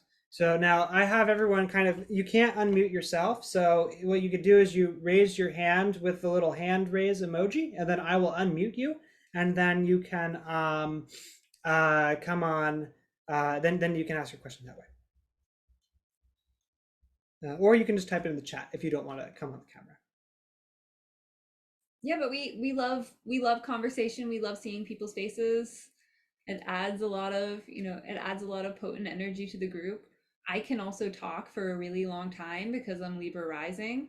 Yeah. So I can't talk as Linda knows, yeah. I've also been known to spontaneously sing like the seaweed song. random songs when there are uncomfortable silences. Yeah. But there have actually been some there have actually been some questions in the chat if nobody wants to raise their hand just yet. So we already answered. We've got a lot of chat. That was one? It, will you be I answered that one too. Don't see any hands yet, so we're gonna keep scrolling. I know there were questions. Oh no. Yeah, that's so he's asking about protection circles. We get into protection circles in Numa, which is a class on advanced astrological magic. Basically, they're optional. They're not necessary. There's plenty of people who do magic without using protective circles. I would say like a lot of the obsession around magic circles is kind of based around a sort of Christian mindset that sees things that are not sanctioned by the church as something to be afraid of. But it's like the same way. It's part of your practice. It's part of your practice. Yeah, it's if you feel comfortable only feel comfortable doing magic with circles, then that's fine. I would say just like in the same way with working with people, it's the same way with spirits. Like you don't always need tons of protection when talking to people. Sometimes you do, but not always. We got some new messages, new questions. And some days are different than others, also, right? Yeah, it starts on Saturday. That's when that's when everyone will be entered into the school. There will be a new the first lesson, and then the first ritual election sheet for the for good elections for August, the month of August. Yeah, so we're really excited. Yeah, we already answered. We are working with the planets in human form, or human form, and the working with them as intelligences that we can interact with. And Andrea asked if yoga is a daily spiritual practice. Yoga is Right. absolutely a Yeah, daily for spiritual sure. practice. And that also will, how effective that daily spiritual practice will be in integrating with this kind of work or becoming, a kind of holistic kind of practice that informs your day-to-day life is going to depend on how you approach it, right? It's very easy to approach yoga in the West as something that is purely physical. And it's also very easy to practice yoga in any tradition in a way that divorces you from the world around you, right? Like yoga is one of these traditions that became very, we talked about at the beginning, it became very divorced from honoring the world. It became very world denying, Yep. right? Which is very similar to what a lot of salvationist religions do, or religions that teach you that you have to be saved from something, like, and become pure, like your Christianity, body is Buddhism. bad, the world is sinful, your instincts are false, we want to rise above the animal nature, right? Like all of these all of these ideas are extremely patriarchal, right? They come from this idea that the feminine is bad, right? It comes from dualism, right? Like we are very much not in that tradition. And that is the tradition that has placed us where we are in the planet right now, where we're literally at war Yep. with the earth, who represents the feminine and embodiment, right? And we definitely do not do that, Yes. right? So there is a way to practice yoga that is not like that, right? And the yoginis of old that we don't talk about very much, the female practitioners of yoga, uh, absolutely did not practice it like that. And there are, beautiful tantric traditions. Matthew has done Sanskrit translations some for a training. beautiful tantrika who absolutely does not practice in that tradition. But you can, and your life is not going to flow harmoniously if you view your body as something that you need to escape. So you'll notice as we've been talking, especially when we're talking about the earth, we talk about the beauty of the earth, enchantment, breaking through patriarchal ideals back to the sanctity of the feminine. We clearly love the earth and we love materiality, and we think that embodiment is a good thing. That's why I'm personally it's a gift. That's why I'm kind of personally averse to words like karma, because I don't like a lot of the baggage around having to like liberate ourselves from existence as if it's somehow some problematic thing, as if we are just kind of stuck here because we were too obsessed with sex and cookies, and so we reincarnated in the material world. That's not the approach that we have. You can practice and what Chris said, a lot of yoga. It does take that kind of approach. Buddhism takes that approach. Christianity takes that approach. Now you can practice yoga without that mindset. Not all forms, not all yoga, not all teachers are like that. Clearly, like Osho wasn't like that. But yeah, it's just something to be mindful of for sure. Someone asked what kind of yoga we do. I do a lot of Ashtanga yoga, so like very physical sides of yoga, and then you do a lot of just because that's the physical practice that we practice doesn't mean that that's the philosophy we have, right? Like so I think that's maybe a question that's not super easy to answer right now, actually. But I do, in terms of physical practice, I really like the Ghosh lineage. But that's not necessarily the philosophical framework that I bring to it. Yeah, our spiritual, or at least my spiritual practice, the meditative practice is primarily in the Taoist tradition, specifically in the Chuanzhen, or the school of of complete reality, which is a Taoist tradition, which is very, very focused in meditation. Also doing a lot of movement practices like Tai Chi, Bagua Qigong, because in Taoism, a lot of the minds, like the goal isn't escape, it's to become one with heaven and earth. It's about more connection, more embodiment, more integration with the material world. Cartier asked a great question. Was this deliberately timed at the beginning of Venus retrograde? It just kind of happened that way. The way that I always teach, not deliberate. The way that I always teach elections to people is say, like, don't think of it in terms of like I will wait 10 years to find the perfect time to do something. Because you can't. Think of it in terms of like I have a limited time. I have a limited window to do this. and therefore, like, what's the best time given that window that I have? And like, we really felt called to do this. We are, like, now the reason why we're doing it on Monday and not Tuesday is because Venus is just stationing right now and hasn't gone fully retrograde. But that's but still kind of like ultimately feeling like we just kind of needed to do it now. I wanted to do it before Jupiter went retrograde, so that was also something like for that. And doing it on a waxing moon. Waxing moon, yeah, waxing moon. Those kinds of things. And it helps that the sun's dignified, obviously.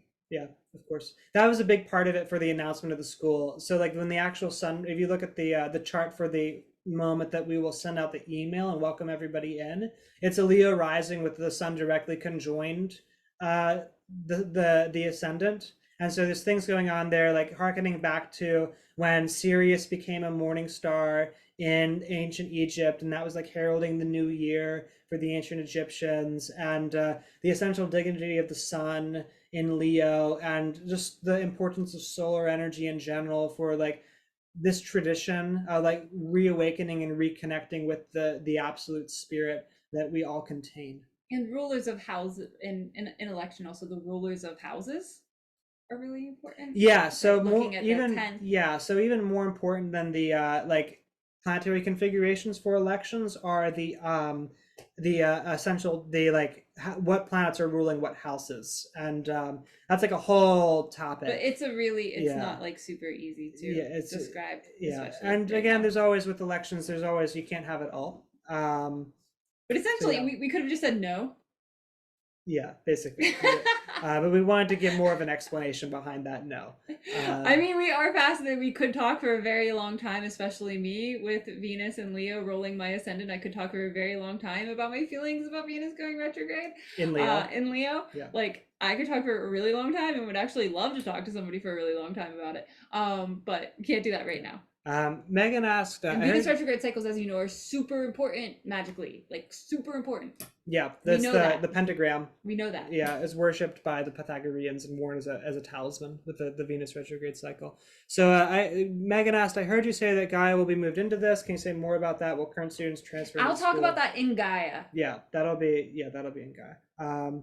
Oh yes, yeah, you're the same configuration. Dude, send me an email. Send me an email. They can talk to each other. Let's talk, actually. And yes, let's all talk. Seriously. We need to talk about this. You can have a triple. If you're Venus and Leo, we need to talk about this. Like, we all need to talk about this. Like, okay, thank you. I wish all Venus and Leo people, send me an email. We're starting a support group. I wish I had more capstelliums to talk to, but capstelliums don't really like to talk to each other, so it's just kind of. That's right. You're Venus and Leo too. There is also Venus and Leo. Yeah. Lots of Venus and Leo. This is becoming just a chat time. Is she Venus and Leo too? Come off mute. Take Dara off mute. Yeah. Okay. I'll okay. This is becoming just chit chat now. Yeah. It's no longer webinar. I have Venus and Leo, but we have Honor, who is Capricorn stellium over here. So there we go. That's what I was like. We're friends with Dara in Pittsburgh. I'll have to wait till Honor's a little older, and then we can complain about Capricorn. I mean, you could just try. You can you can psychically talk to Honor. I'll tap in. Yeah. Okay, we got some capstellium with Melanie. Yeah, someone's partners capstellium. Yeah. Okay, so we any more questions? We will start sub support groups in She. Okay, so in the School of Heaven and Earth, we're going to start astrological support groups. Yeah, and these will be the first two that we start. Because we need these things, people. We need these things. Okay. All right. Are we good? I think we're good. Everybody. So sign up. We made it cheap for a reason. We love you all. And yeah, and we're looking forward to doing this thing. Yeah. Okay. All right. Beautiful. Well, we hope to see you all there. And send us messages if you have questions. And yeah, let's do this. Let's make magic, guys. Let's make magic. Bye. Bye.